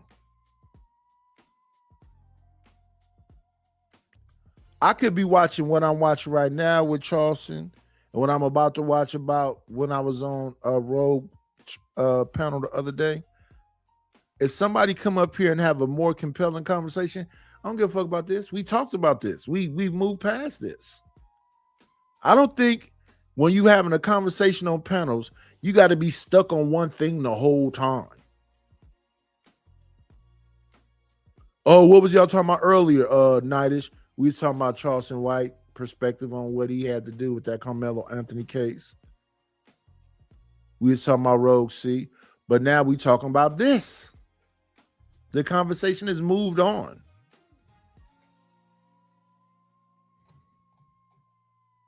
How long have you been here? Have you heard the conversation that's going on? We're talking about this now.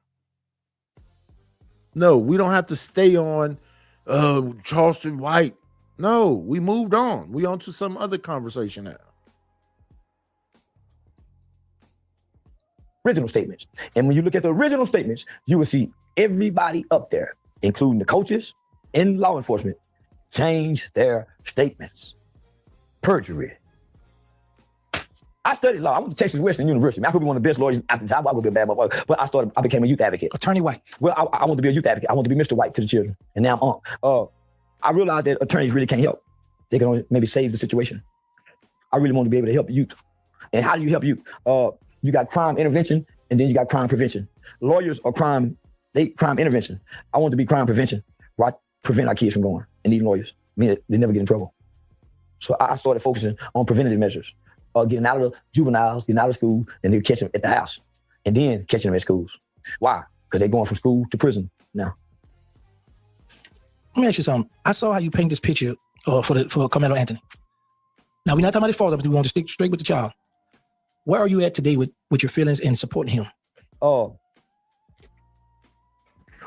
So I got friends, I got childhood friends, I got relatives that's very influential in the prison system.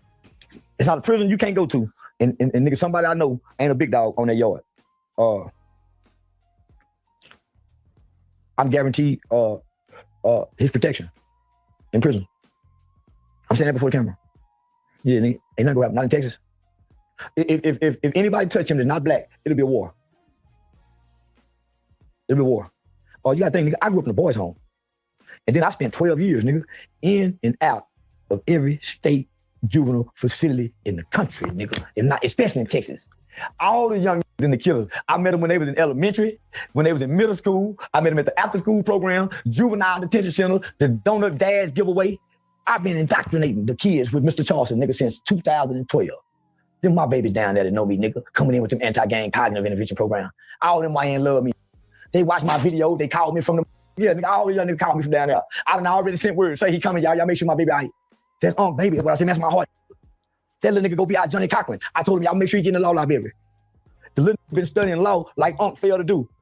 When he graduated from high school out there on his murder bond, he went to college to study law to pick up what couldn't finish. I told him he go be our lawyer for the nation, nigga. So all them young be calling me from watching them videos, from the feds to the states, nigga. Any George you can't go on, nigga, they love me. So say me, y'all make sure y'all home. And y'all make sure, no. When y'all come home, I'm gonna make sure y'all like, I can get it to y'all, nigga, but I promise you, this the one, no. If something happened to him, it's gonna have to be a guard to do it. It won't be a black person. Guaranteed.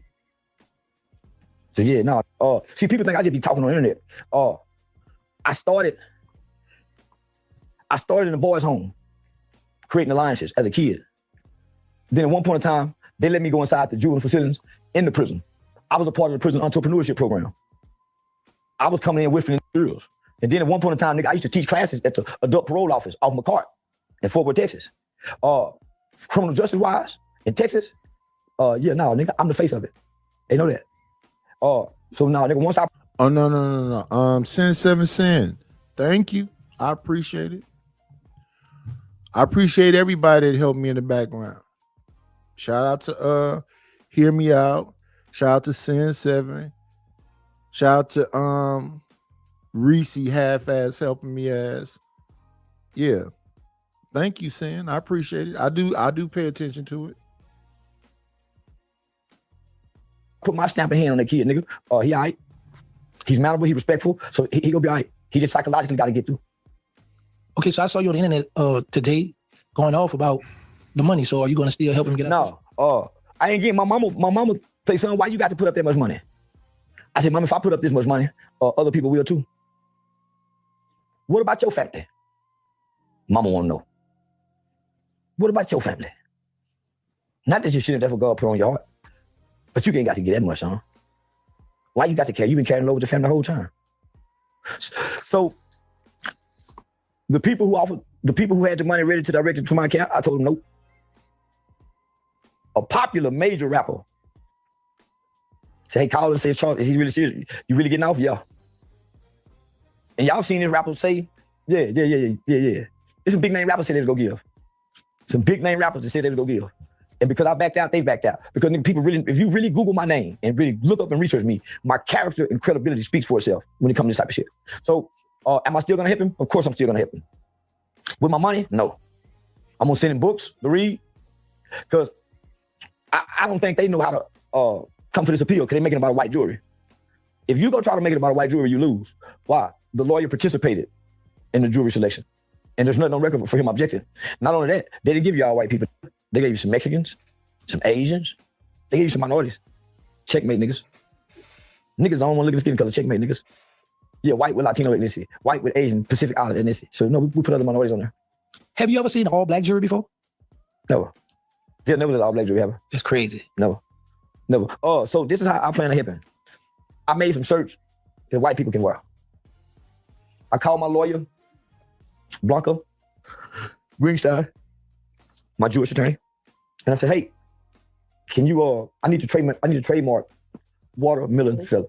Is it going? No, I told my lawyer I need to trademark watermelon felon. That's what I heard his dad say. Hey, I got a new name for Carmelo since you think yourself watermelon felon. I said, "Boy, that's pretty catchy." Yeah, little Barney Rubble, that's pretty catchy. Little y'all fat motherfucker, that's pretty catchy. So I said, God damn it, you know what? I'm gonna make some adjusted for Carmelo shirts. I said, no, I ain't gonna wear that. I need some shirts for white folk. Because right now, no matter how we feel, Carmelo is a convicted killer, a convicted murderer. So we can't change that fact. Because I respect the law. Wait a minute. I respect due process. Let me talk to the, Sin 7. I gotta talk to you, Sin 7.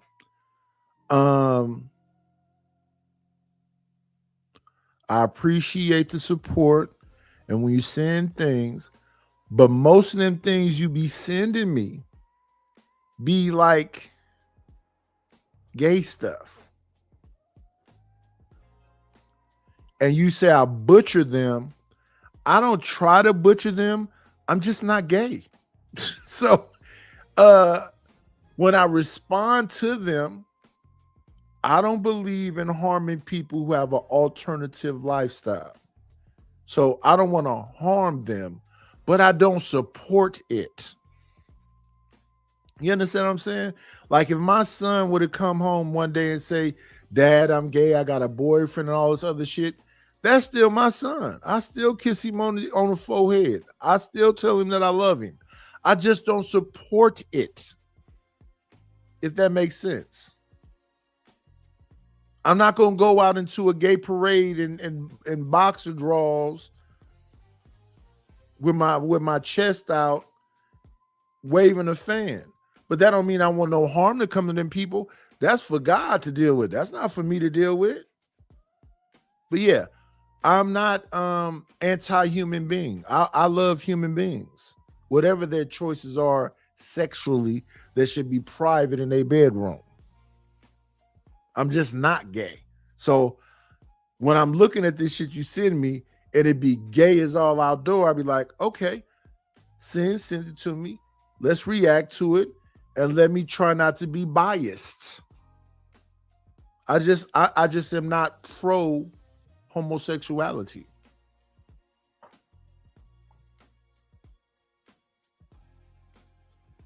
I respect a jury's decision, no matter how I feel about it. I respect the fact that he went through a jury decision so he can have all his rights. Do I like the decision? No. How can you argue with he went to jury trial? Did I believe all white jury? Yeah, but you said he went to a jury trial in a damn sundown town. So remember that too. Good morning, CJ Brooks. Good morning, Speak Radio. Good morning, B Sammy. Good morning, Reese Cup.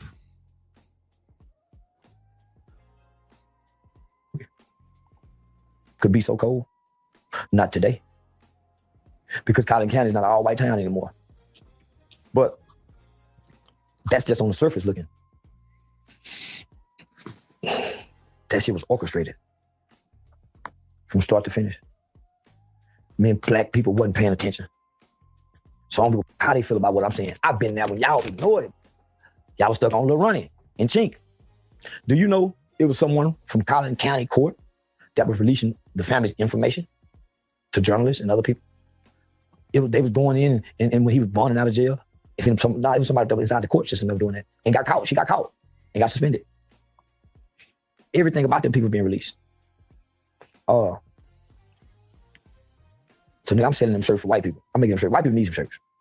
They want the watermelon fella shirt. They just can't have a site that they can buy and sell it from. Because if they would, they'll protest it and try to shut it down. Black people can't protest me and say, man, we don't want them shirts. Yeah, nigga.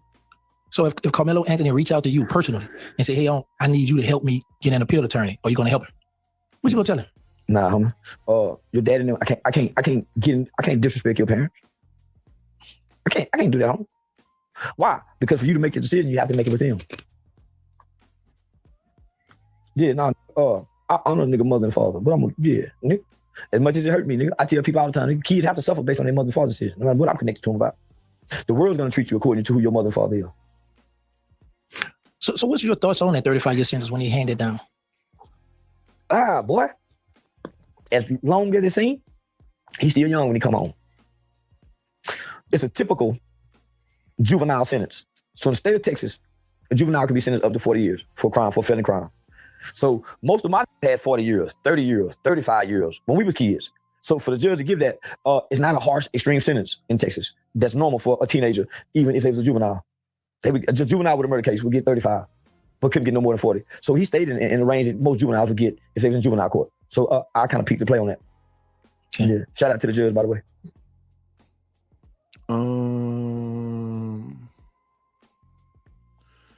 Speaking on some gay, Weezy from Horrible Decisions got engaged last week. To a woman? Did she get engaged to a woman or to a man? And even with that, Horrible Decisions, Poor Minds, Lip Service, and all that stuff is just about people being able to listen to them people and understand what they saying.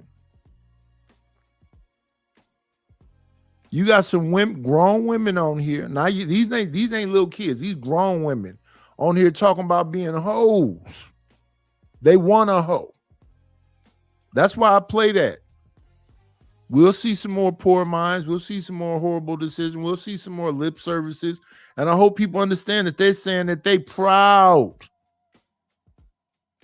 of being hoes and suggesting that other women come into their fullness and talk about being hoes too.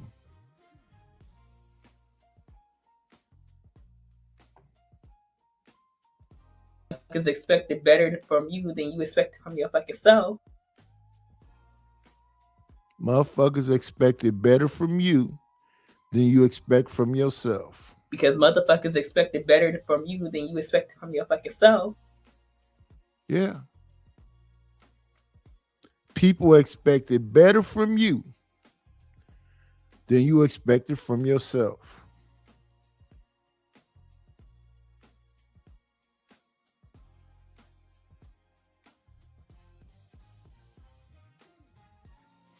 Okay, let's switch gears for a second. So Jeff Metcalf, he had some choice words for you. As he should have. All seriousness, man lost his son, my nigga. And I took the side of the guy who murdered his son. Where in the beginning, I was with Jeff. You know why I was with Jeff in the beginning? For one, I thought Carmelo was guilty for premeditated murder from taking a knife. Even after Let me see. We got 32 people in the building and 18 likes. Can y'all hit the like button, please? Please hit the like button. Like, comment, and subscribe.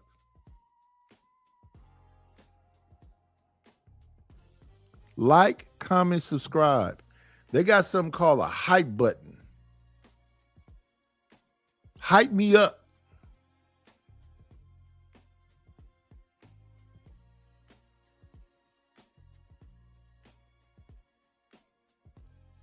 Hit the hype button.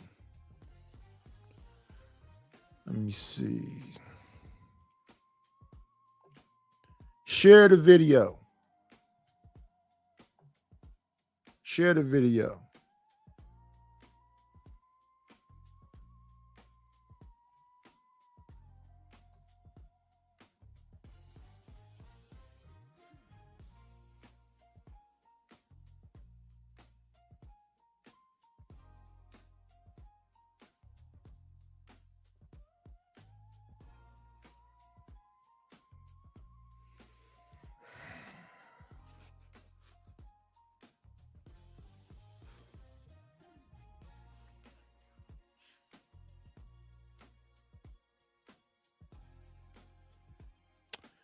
Sin says premeditation does not mean you planned something in advance.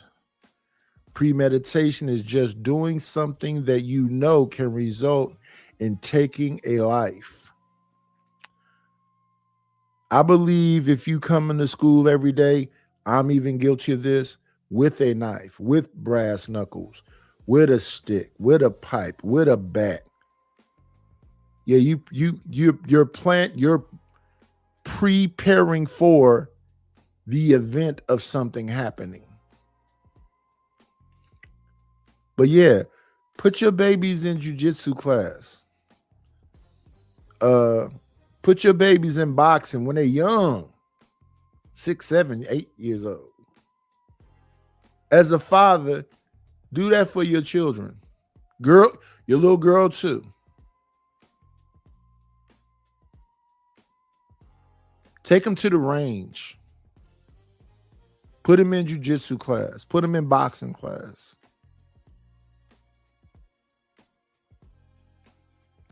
Make work and I'll be a part of that. See, my father didn't do none of that shit.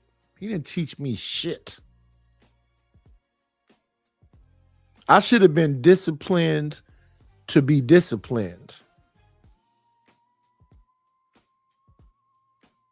Let me say it again. I should have been disciplined to be disciplined.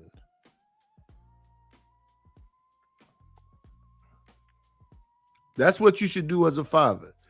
Discipline your kids to be disciplined.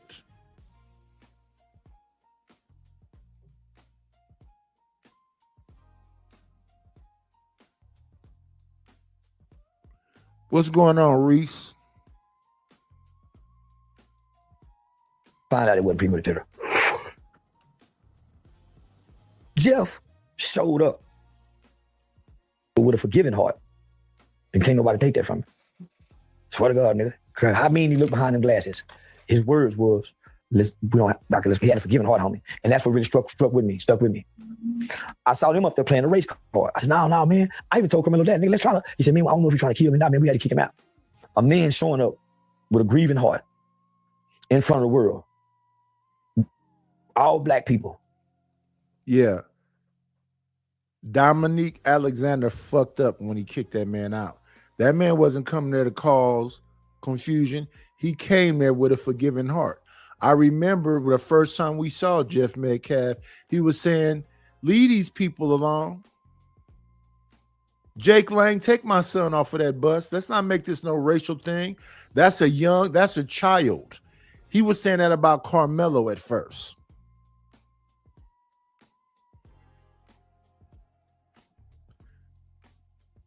No man wants to see their child die before them.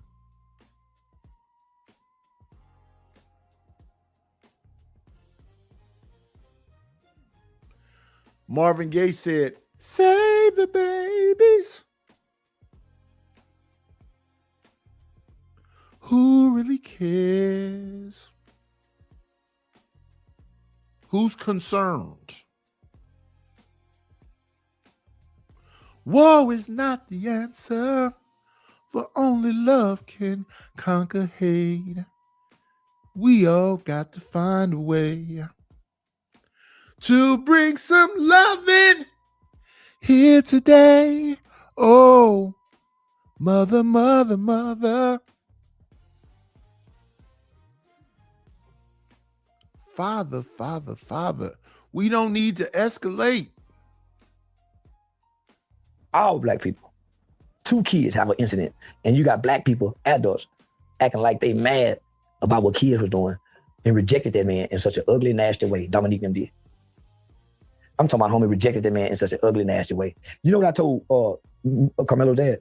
You had your wife up there talking, the whole press conference. I said, you look, and y'all kicked the man out, homie. The man said, I said, homie, we can still, nah, homie. So if I come to you trying to make something right, and I got the right to be mad about what I'm not mad about, and you reject me, I'll hate you. I'll hate you. So I understand how you feel. I understand how you feel about me. I came because I saw, man, this is 2 families up. and they don't let this dad play the race card. They don't up. So let me say this right here. Y'all be listening to me, but I don't think y'all be listening to me. Hello, Demi Bum. Y'all be listening to me, but I don't think y'all be listening to me.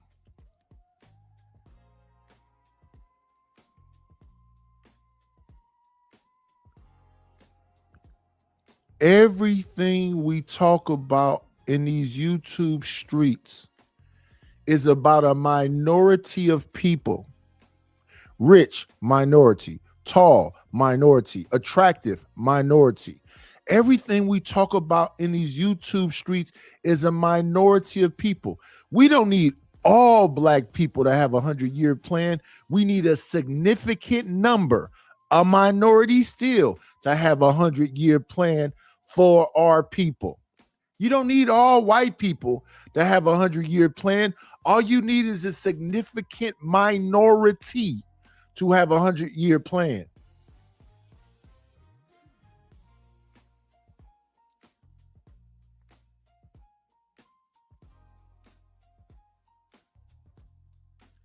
If I find out some shit that has easy access that can be beneficial to my people, I'll give it to you for free. I told people when they buy beats from me, this is what you should be buying from me. You should be buying the prompt so that you can put the prompt in Suno, because that's what I use, Suno. Then you get the prompt that you put in Suno, and you get the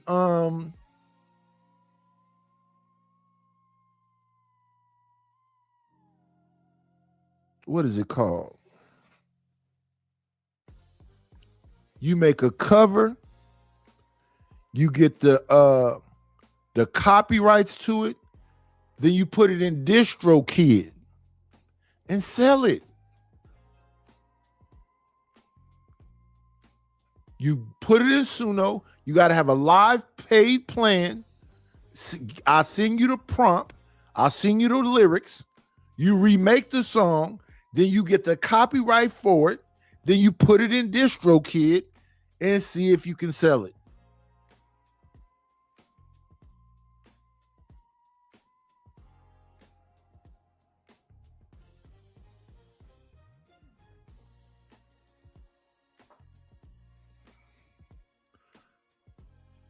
Let me respond to this statement that Sin just said.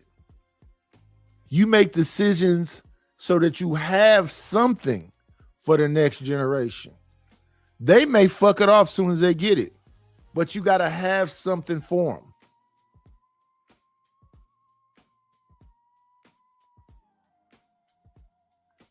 When my situation with my wife happened, we was in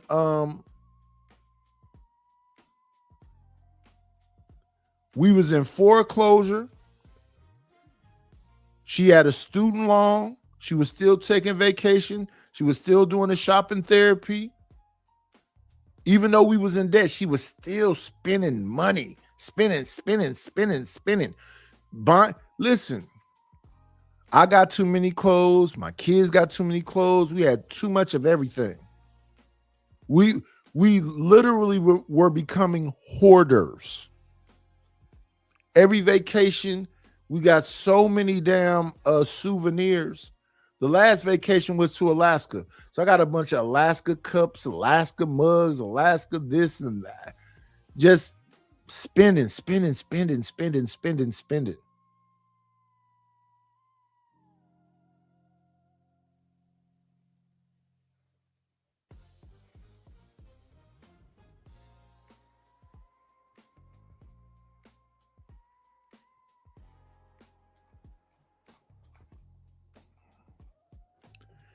But like I said,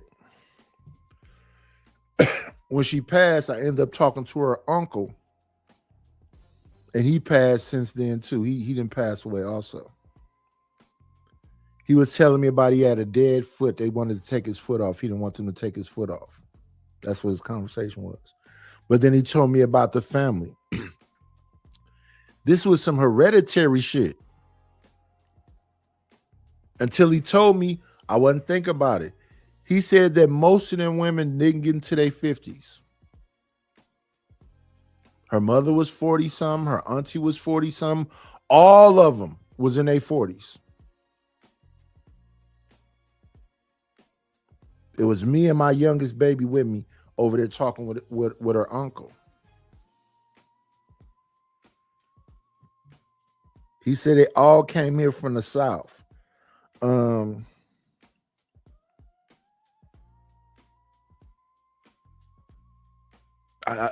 fact, them two uncles live together over there off High Street. I forget what part of the South they said they came from. Damn.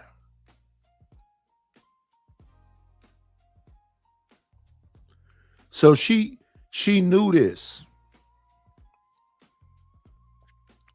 And me, once again, I want the person to be happy.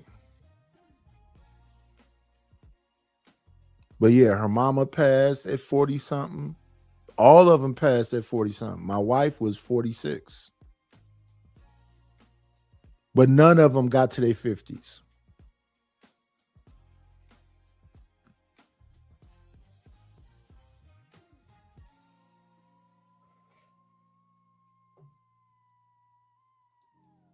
I didn't know that till her uncle told me. I said, yeah, her mom was 46. Because her auntie passed when I came home in 94. She was in her, none of them got to their 50s. This family became a target with no protection and no security. So my convictions as a man, my convictions as a black man, my convictions as I'm gonna get them some protection, even if I got to do it. So I went to the internet and I made myself a target. You know, I said some things to Jeff, I said some things to Sarah, and I went all the way out. So this family, y'all. And so, and they targeted me too, but I could take it. So he got every right to be mad. Every goddamn right to be mad. And can't nobody be mad at him for being mad. No matter how much his hate spill over, no matter how much he's projecting through interview, he got that right because his son in the ground. And like I used to tell, hey, the boy's still alive. My mama wouldn't let us feel sorry for ourselves. I wouldn't give a how bad they mistreat you. Do they have a right to do it? No, you're still human, but you're alive. I still get to come down here and hug you. I can still get a phone call from you. That other family, they ain't got that, so you have to always remember that and have empathy. So, yeah, that's the situation. Carmelo's still alive. Hopefully they are protecting, like the rumor mills are saying that he's protected.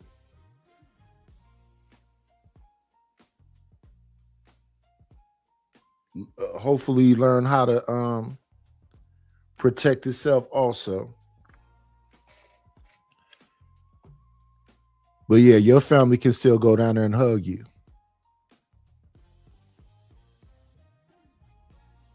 Y'all can still talk back and forth. That other man's son is gone. So even though I hear people in the chat talking about he's a racist, no, I think he hurt. I think he's hurt. And what you're hearing is not racism. What you're hearing is pain. Do y'all know the difference? What you're hearing is pain.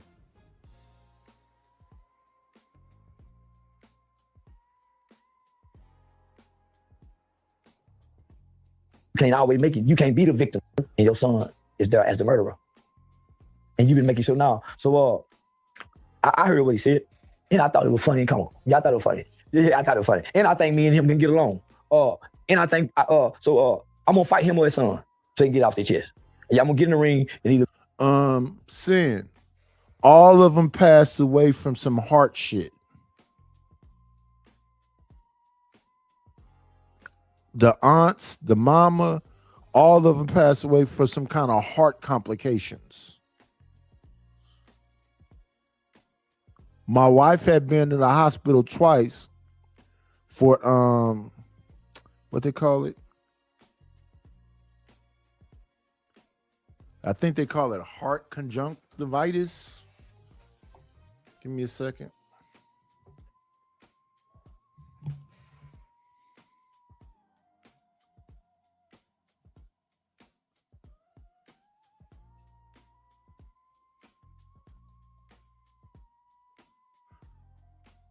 No, conjunctivitis is a eye thing. It was heart conjunctive something. Conjunctive heart failure.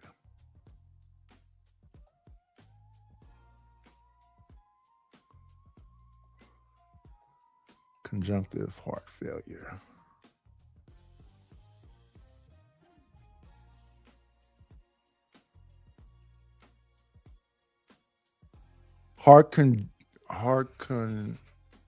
Conjunctive heart failure.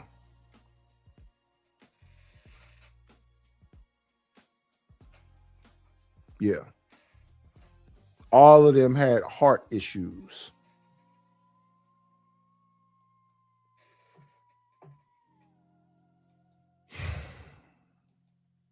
Me and Hunter go fight. Me and Lil Barney go fight. Me and Lil Jeff. But yeah, no, man. As a father, when I look at this black father and I look at this white father, and I had to pick which one I stand with, based off energy, I'm going to the alpha little white man, with the anger and with the hate for, I call you nigga, whatever. Why? I didn't want to play this game. I tried to. He's telling y'all this, homie, and I watched him and I studied him, and he's being honest. He didn't. White people didn't brain race into this. These local Black Lives Matter did. That's always done it. That's always known for it. They come into your cities. They come into your towns with the big fancy Black Lives Matter lawyer. They cause a division between blacks and whites. They get to go fund me money. They split it up and they leave y'all fighting with each other. And they go on with the money. And that's what happened. The Dallas County lawyer got their money, went back to Dallas County. I'm sure he gave Dummy got it down to cut for the referral. $600,000. I'm sure Dummy got. So, man, Jeff, you have every right to feel what you feel, Jeff Metcalf. You have every. Who was that? Just yeah, that's it. Angel Earth Love. That's it. Congestive heart failure. CHF is a chronic condition where the heart is unable to pump blood effectively, leading to fluid buildup. That's what they had to keep doing. They kept having to drain, fluid off of her. Build up in the lungs and other parts of the body. Congestive heart failure is a long-term condition that occurs when the heart cannot pump blood effectively to meet the body's needs. This inefficiency causes blood and fluid to accumulate in the lungs, legs, and other areas, leading to various symptoms and complications. It is important to note that CHF does not mean that the heart has stopped working. Rather, it is struggling to function properly. So yes, that's what it was. Congestive heart failure.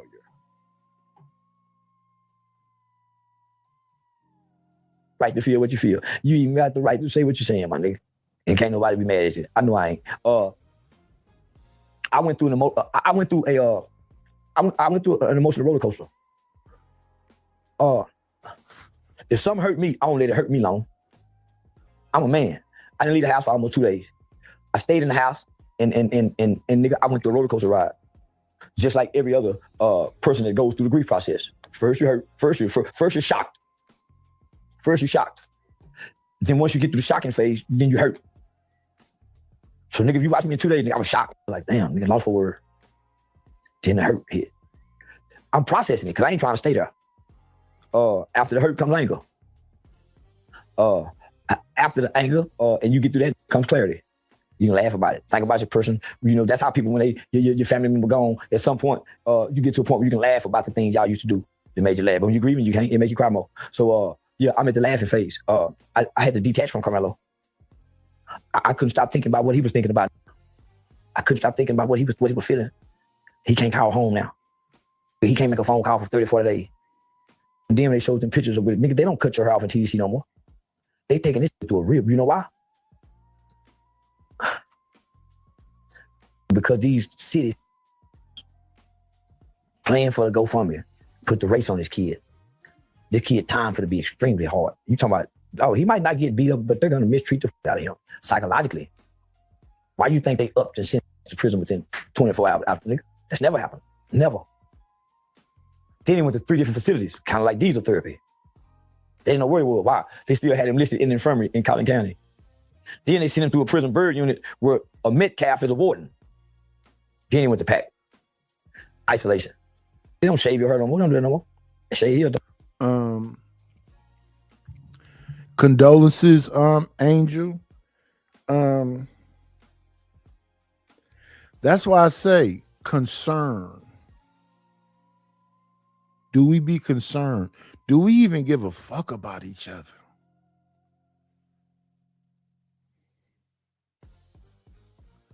Motherfuckers talk shit to me every day on here. Do we even give a fuck about each other? People used to talk shit to Trinidad. I apologize to Trinidad a lot of times because I know she used to be drunk and saying wild stuff, but she needed somebody to put their arms around her. We saw her with black eyes getting jumped on and all that kind of shit, and people still fucking trying to roast her. Then the next thing we hear, she gone.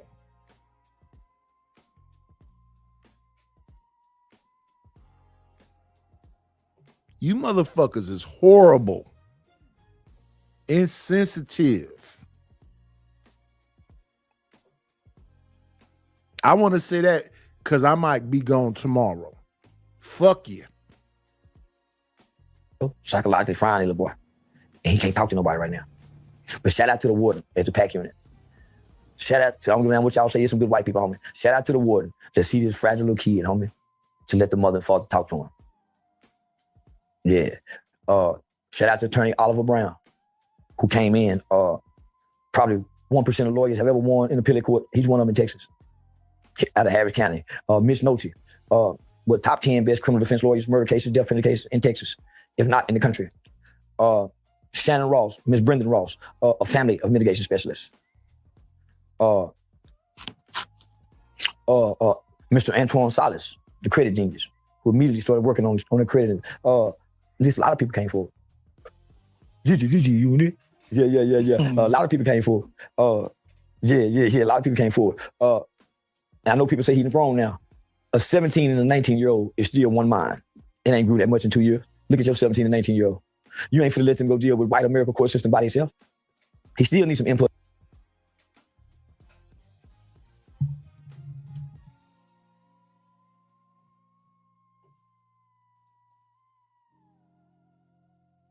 I just think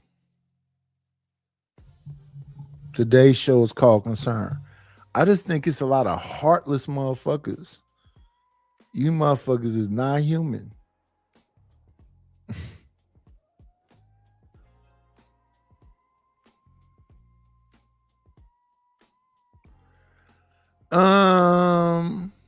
Saying, I know you got a problem with Charleston, but if we listen to what he's saying right now, let's just, because that's my thing. Listen to what he's saying right now. The father need to listen to this. Carmelo Anthony father need to listen to this. All the people that's making this about race need to listen to this. Dominic Alexander fucked this up from the get-go. This shouldn't have been no racial stuff. And they damn sure shouldn't have kicked their daddy out. In this type of situation,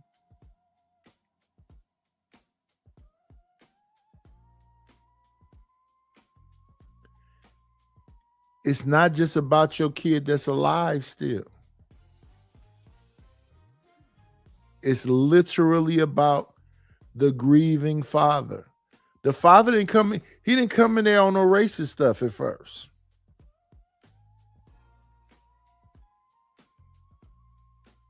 And Watermelon Felon is funny.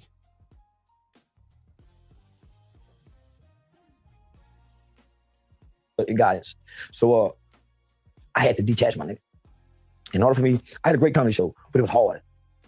It was hard, nigga. Nigga barely fuck. Think about the little boy. Nigga can't even get sexually stimulated. Nigga, think about that little boy. You know me too. Nigga. Man, nigga. Because it's like if your son, it's like, man, I connected with this kid. This kid would comfort me at times.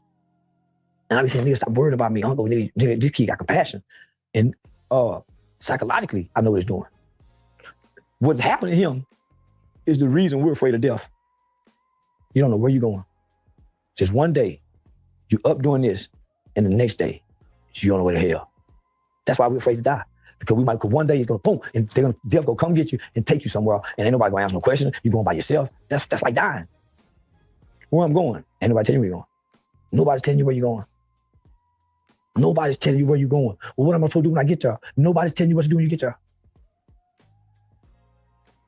Damn. So, that's what I felt like when I was 18. I turned 18 and they put me in that paddy wagon. And I'm in there with a bunch of grown people, musty, on dope.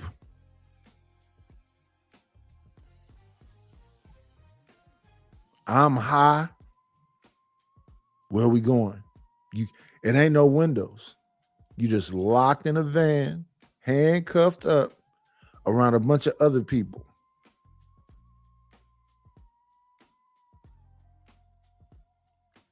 People be saying it's hell on earth. This is hell. This is not hell. Ain't no fucking way. I don't care what I've been through. I've been shot. I've been stabbed. I've been locked up. They done threw me in different, administrative segregation, 23-1. That was not hell. That just was jail. That was just a cell. We can't imagine what hell is. We can't imagine what heaven is.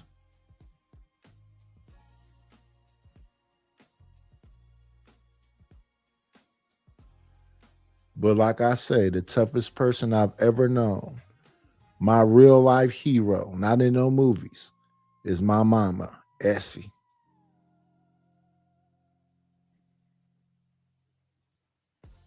Her bones was Swiss cheese, holes all through them. How she was still standing up and moving around and doing all that shit in excruciating pain. They euthanized her, Indian doctor, red dot Indian, not the woo kind. Came and told me, yeah, man, I talked to your mother. There wasn't nothing we could do to take away the pain. You can't rebuild bone.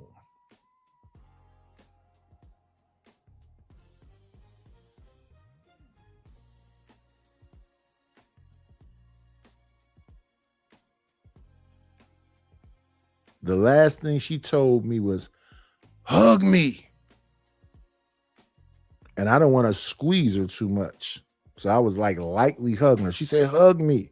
I was lightly hugging her. And I just a little bit more, because I don't want to squeeze her.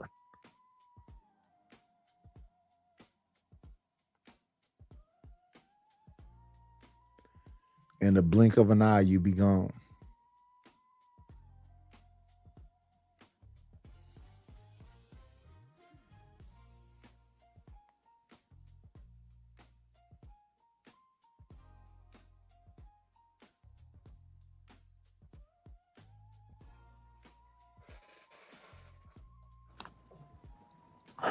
All I'm gonna say, nigga, is no child is born bad. And it's clearly wasn't a bad kid. Yeah. So what are your thoughts on Dominique with the band Black Action News?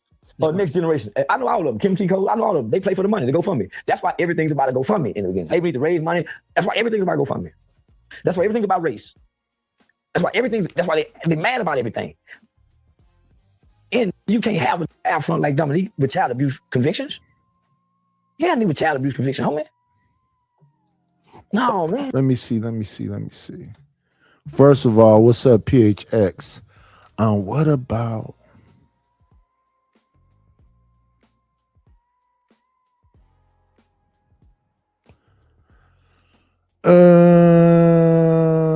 I don't think you have control over your emotions as a team. You all emotion.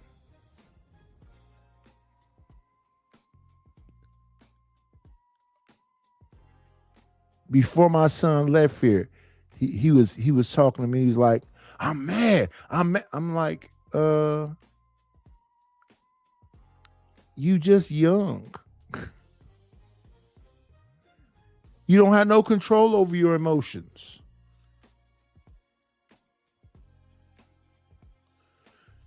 They say you most dangerous before the age of 35. But by the age of 35, you start thinking about your responsibilities and the people you got to take care of, all this other shit.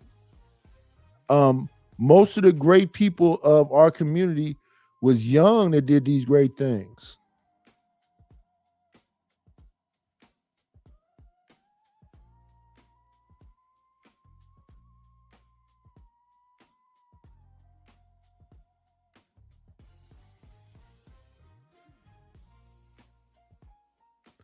And then again, race is a social construct. And if Jeff Metcalf been talking so-called racist his whole life, I would suggest I'm kind of racist. I told you I'm pro-black. Who doesn't love their people first? Why does that make sense? Even though I understand when it comes to race, it's only one race, the human race. But since people like to differentiate and delineate, it is what it is.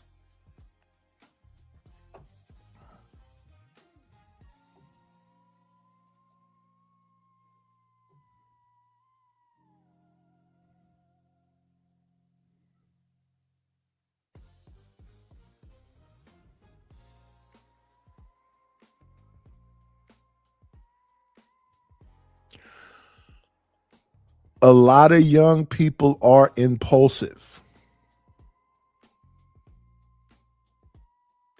I don't understand. Well, y'all been young before. You're impulsive.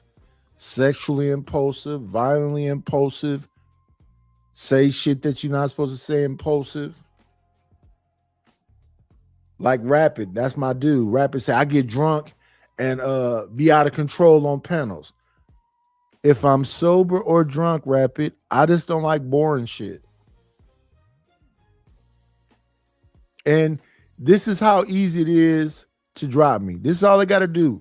You don't have to get frustrated with me. This all you got to do is this right here. Every one of these hosts of these shows can do this right here. Just drop me.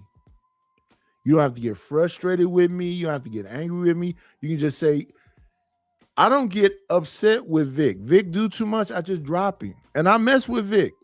Another one of my Fight Club alumni. Another one of my Black House alumni. You know, I mess with Vic. But the nigga don't know how to shut up. So you got to drop him. I love Sherry Berry. You got to drop her. I love Honey. You got to drop her.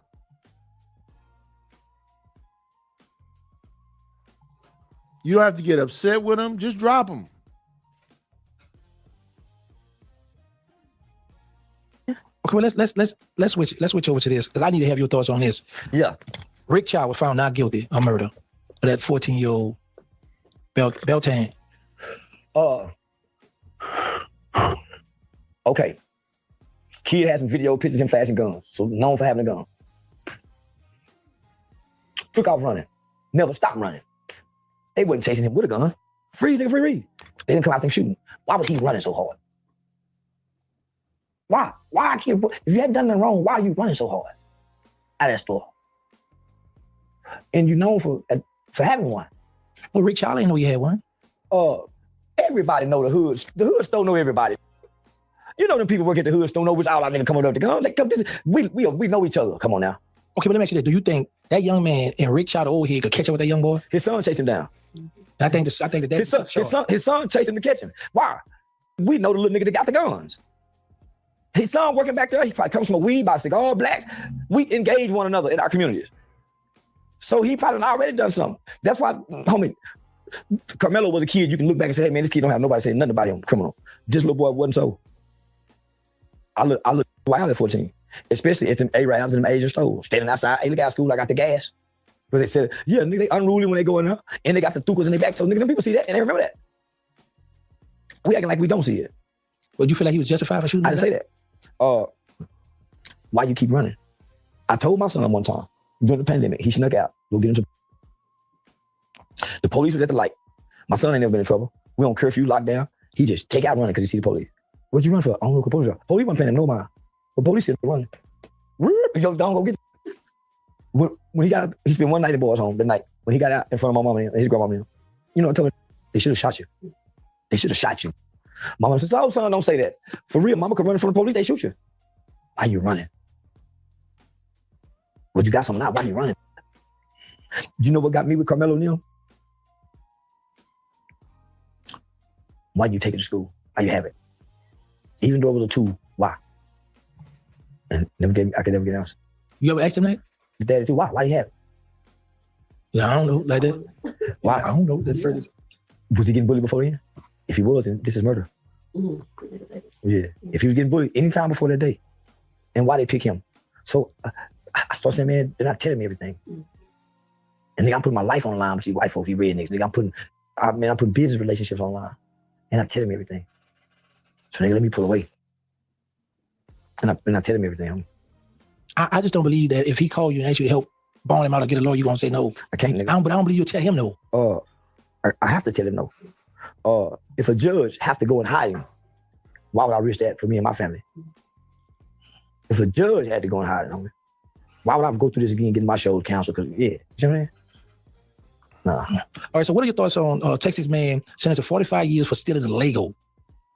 His priors got him.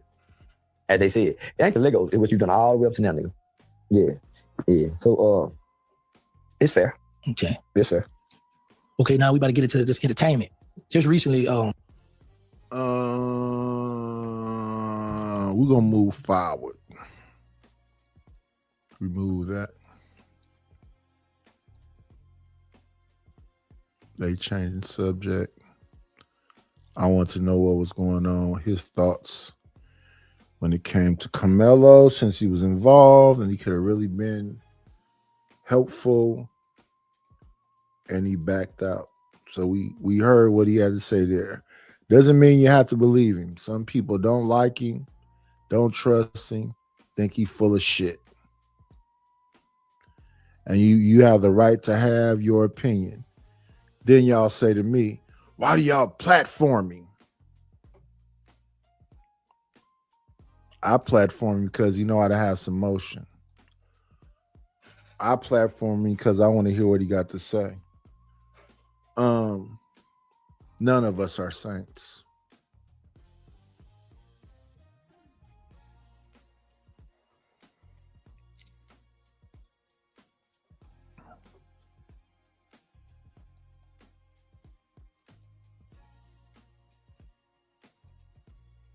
Spiritual beings on a physical plane.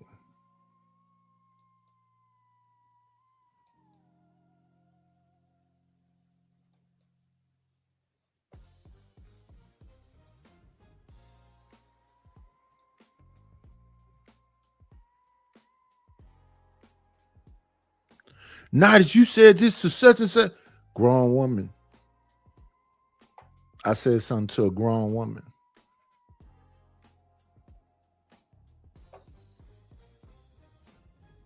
I'm hoping I'm on here talking to grown folks.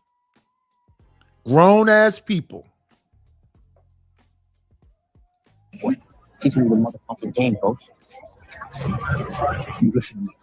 I would fucking rather kill than to let you into this life. So whatever gangster moment you feel it, you make sure it's the last one. Hear that one more time. What do you want from me, Tariq? Huh? What do you want from me, boy? Teach me the motherfucking game, Ghost.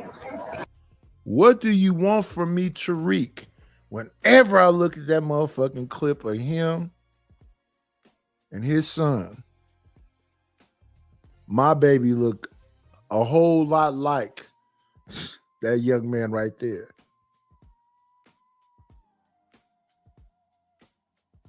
And that's the one that was here before he went to the Marines talking about he angry. I said, nigga, I'm a black man in America. I'm angry too, but you can't lead with emotion as a black man. I hope you're hearing me. I'm looking him in his face while I'm telling him. He outside with his shirt off, feeling himself because he young, he a football player, he athletic and blah, blah, blah, blah, blah. I'm telling him, you cannot lead with your emotions. And more importantly, nobody gives a fuck. Don't nobody give a fuck about me losing my house. If I die today, oh, that old fat nigga should have worked out more. Oh, that nigga used to drink all the time. Ain't nobody gonna have nothing good to say about me. You gotta stop being in your feelings and leading with them.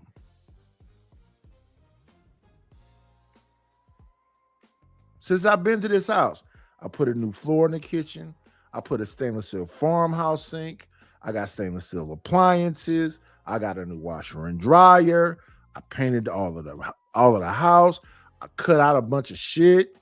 I did all kind of shit. But I could not get none of that $142,000 of equity to fix the fucking roof and the plumbing. That's about $13,000.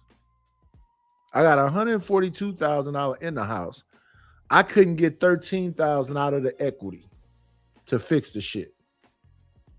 While my lord going, while my lender's going, I'm nice, right? I don't want to talk to you, dog. Even now, I don't want to be in here. Get some movers to move this shit to the other apartment. If you can get the other apartment, get the other apartment so I can get the fuck away from you. And maybe that's the end of the conversations between us. That would be amazing.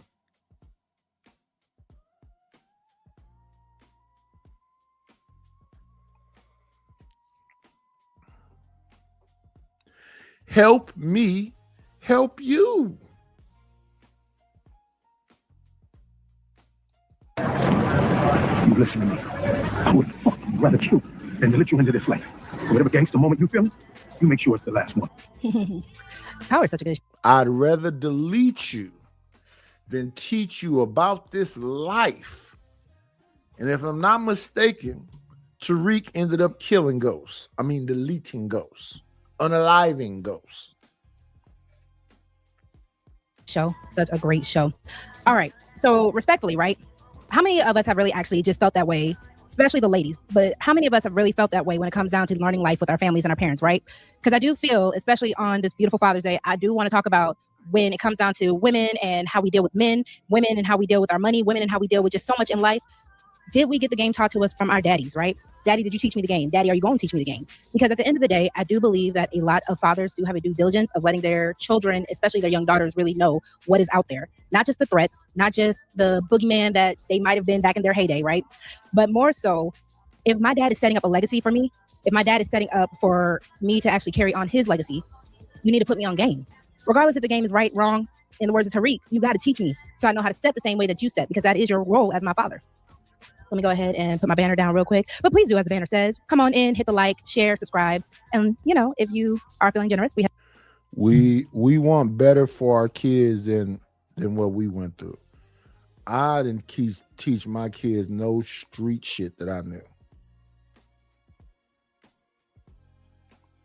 I want them to be square and lame and all of the stuff that people try to say about me before I got myself involved in these streets. These evil streets is rough. And in my city, one of the worst things that happen, and I try to get this across to my kids, is that no, it ain't gonna be no stranger danger. It's gonna be the people that you know. My city is famous for what they call backdooring. Getting backdoored by a woman or your friend. Getting backdoored.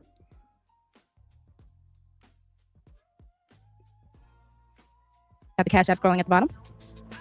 Let's see what y'all talking about. Tariq was very He was very respectful. Let's see. Fathers be holding back knowledge from their children. Absolutely.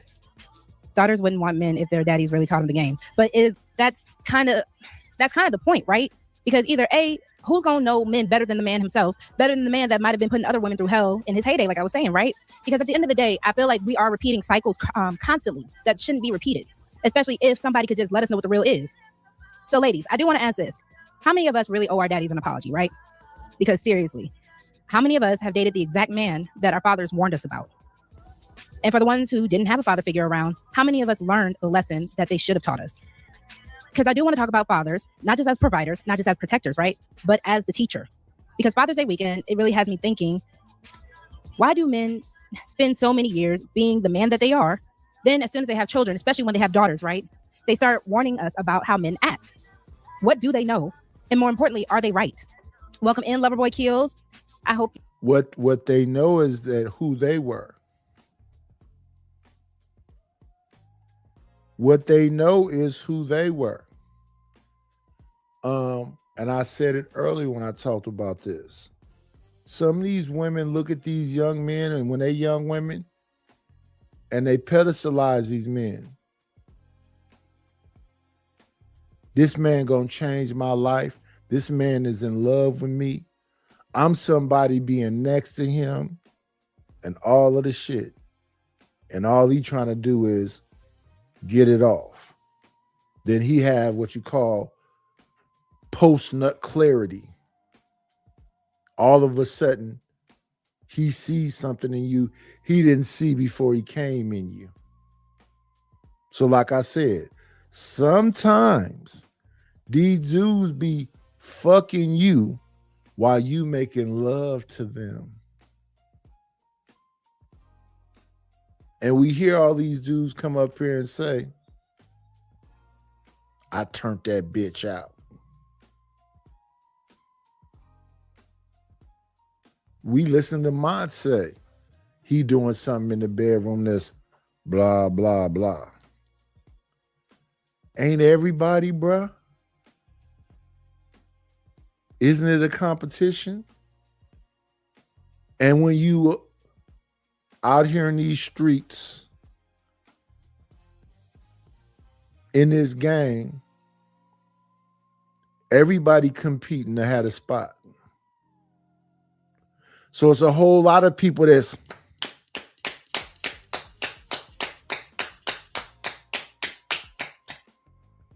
and she'll say, all you doing is just pumping on me. Thrusting, but getting all your energy in it.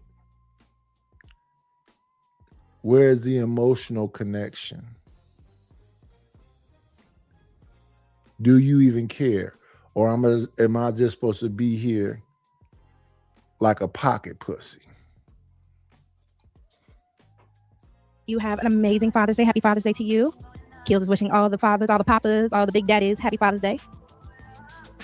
I had to watch my pops in Mimic. And Royce, I think that's amazing because I do think with boys, you guys have it just a little easier when your father is there, right? Because as boys, you guys are becoming men. So you can just mimic your father. You can just kind of, see as he does. The same way, when my little one was getting potty trained, it was more so for him to just watch his dad respectfully on how to actually use the bathroom instead of how I could teach him. So you guys have it slightly easier. But I do know that women, your girl included, can be hard-headed. And if daddy is telling us about these guys, are we listening to them? But I do feel like a lot of times dads just kind of silently just watch their daughters keep hitting their head against the wall and just being comforting when we kind of come back to them instead of just putting us on game. And I do agree with Lover. Let's do this. Let's do this.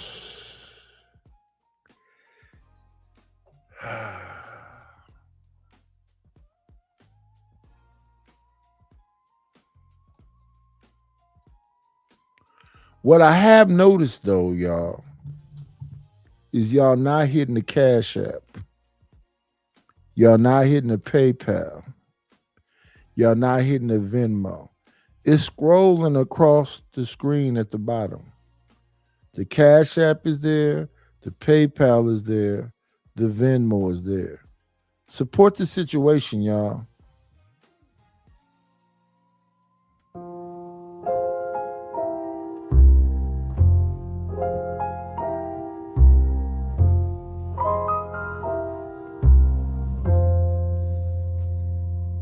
I met a man on a summer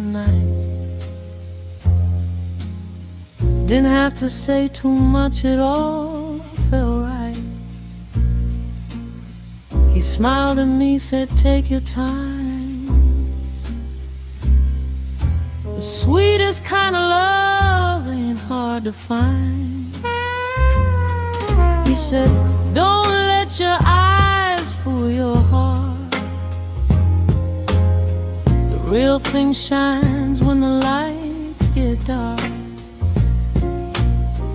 Every little word she whispered low made me believe in forevermore.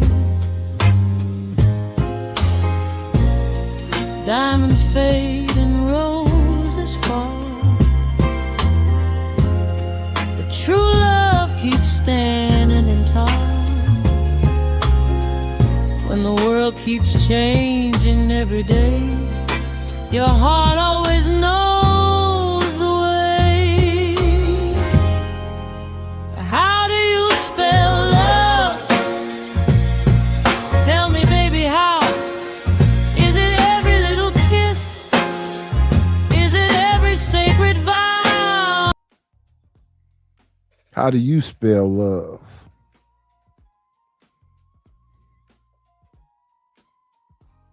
Boy Rue, when he was saying, you know, if women actually knew the game from our daddies, we really wouldn't want to deal with men. But I don't want to take it to that extreme. I think we would just know which men to really avoid.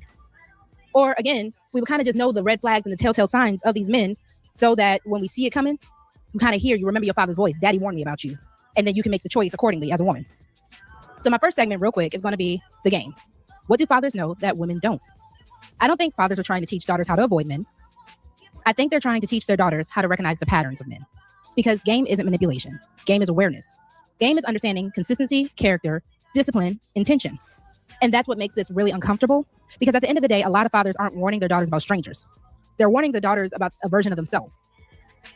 And, you know, how many fathers are really looking at the boy that's bringing, you know, a corsage for prom, that you're trying to bring to that family dinner, that you're trying to really just get involved in your life, and your daddy is looking him up and down knowing, I see you because I was you. And it's not because they have proof. It's not because our daddies are psychic. But it's because they recognize the behavior. Men know men. We know this, right? So would your father approve of your dating history, ladies? And think about that before you answer too fast, because mine probably wouldn't. And that's probably why a lot of us, respectfully, don't bring every man that we're dating to our daddy. But that's a whole nother conversation. I don't see myself in young dudes. And I don't know where my daughter got her idea about dating, but I do hear her telling me about talking to other people about who I was when I was a teen. And her definition of me, I don't agree with.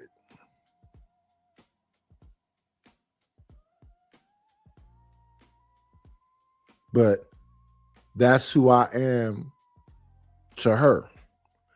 I'm not the man that's been her father that she's seen. I'm the man that other people told her I am. Because if my kids look at me from the time they were born and my interactions with them, I'm a square and a lame. I don't talk about no street shit. I didn't talk about selling drugs. I didn't talk about using drugs. I didn't talk about nothing that happened when I was in the street. But they'll tell me that their mom told them about me going to jail, running around with guns, all this other shit. I never knew she did that. And I don't understand to this day what's the benefits of talking about that. I never talked to my kids about who their mother was when I met her. But they had all kind of conversations about who I was when she met me. But what I do say to them is, once y'all heard all these things y'all telling me about now, drug dealing, drug usage, fighting, guns, going to jail, being stabbed, all this other different shit. when y'all tell me all these things now,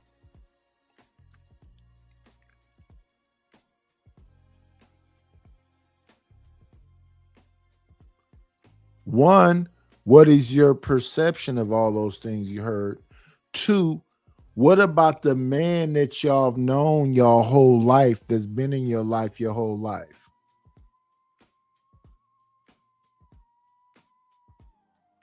Picking you up from childcare, dropping you off at childcare, being at your school, being at your auditorium meetings, reading to you, teaching you math, showing you how to write cursive, sitting in the back, planting trees and playing with salamanders and roly-polies, and the man that's been around you this whole time. I'm a bad guy?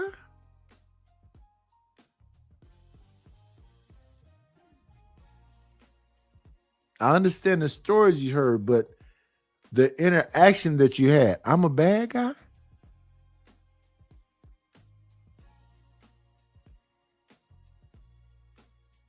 Have you seen me fight? Have you seen me fight your mom? Have you seen me belittle your mom?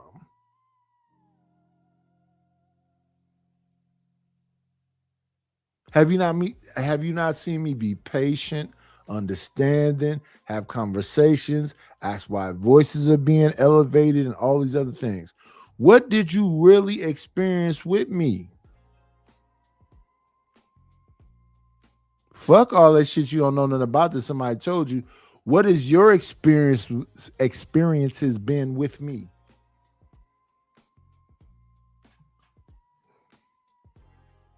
Right?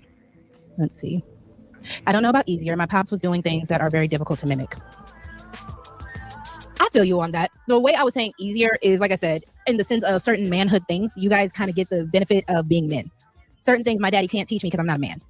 And I think that's where some of the friction, for lack of a better term, happens when it comes to daughters and fathers. Because I'm not a man, I don't think like you, and you can't really approach the situation the same way that you would a son when you are a father. There is a more, I want to say delicate, but there is just also a different way that fathers do have to approach their daughters when it comes to putting us on game.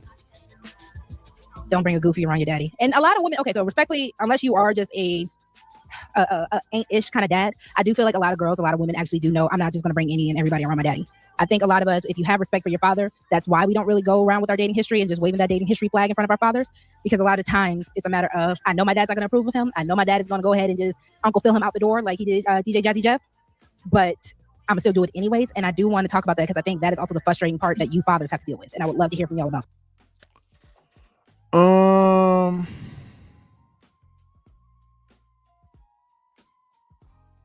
We had about a 3-hour mark.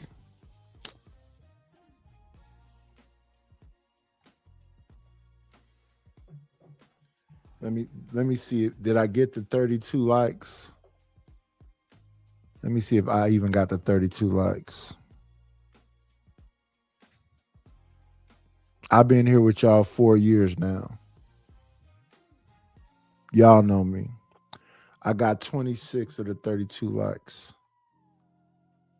I got 26 of the 32 likes.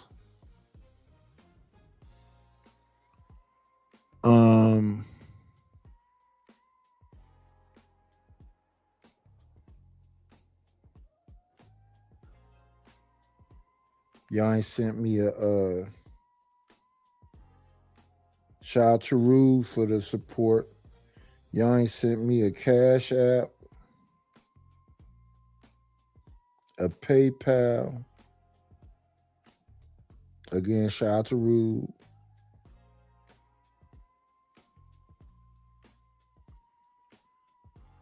Y'all ain't seen me a Cash App, a PayPal, or a Venmo.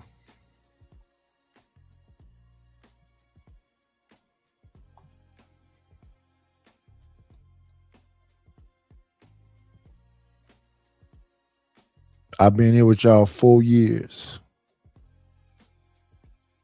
Damn, man. It's my house! I built this shit! Me! Brick by brick!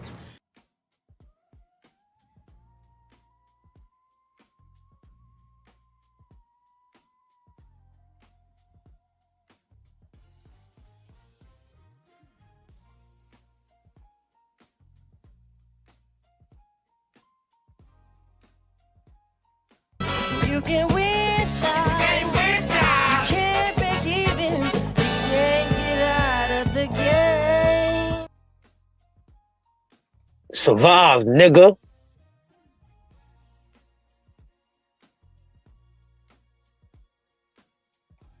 It's a cold world, figures. Gotta supply their own heat. Give me $50. I ain't got it.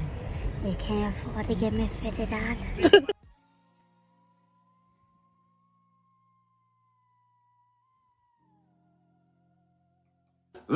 Let's start the. No weapon form against me shall prosper. I said close them doors. Ushers, close the doors.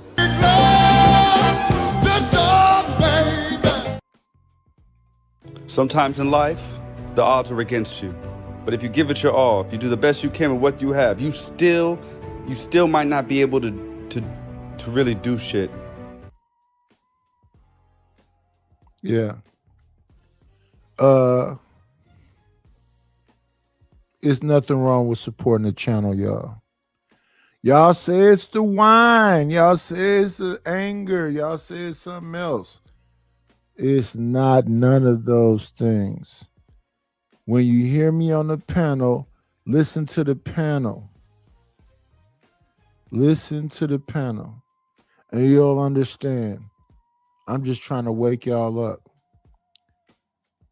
So this is the day after Father's Day. I saw a lot of people I would consider cool people in the chat. We got CJ in the chat. We got Sin 7 Sin in the chat. We have a brother of a certain age. We had Rogue C. We had a lot of good people.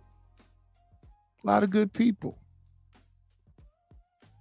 When y'all can, and only when y'all can, Speak Radio,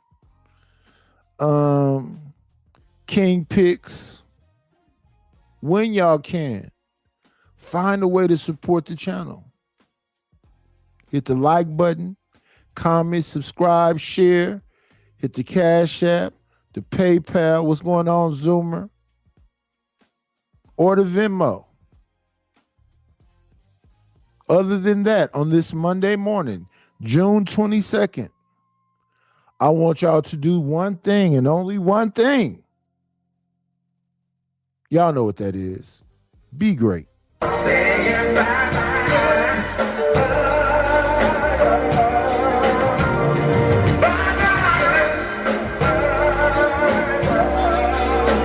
shut this motherfucker down!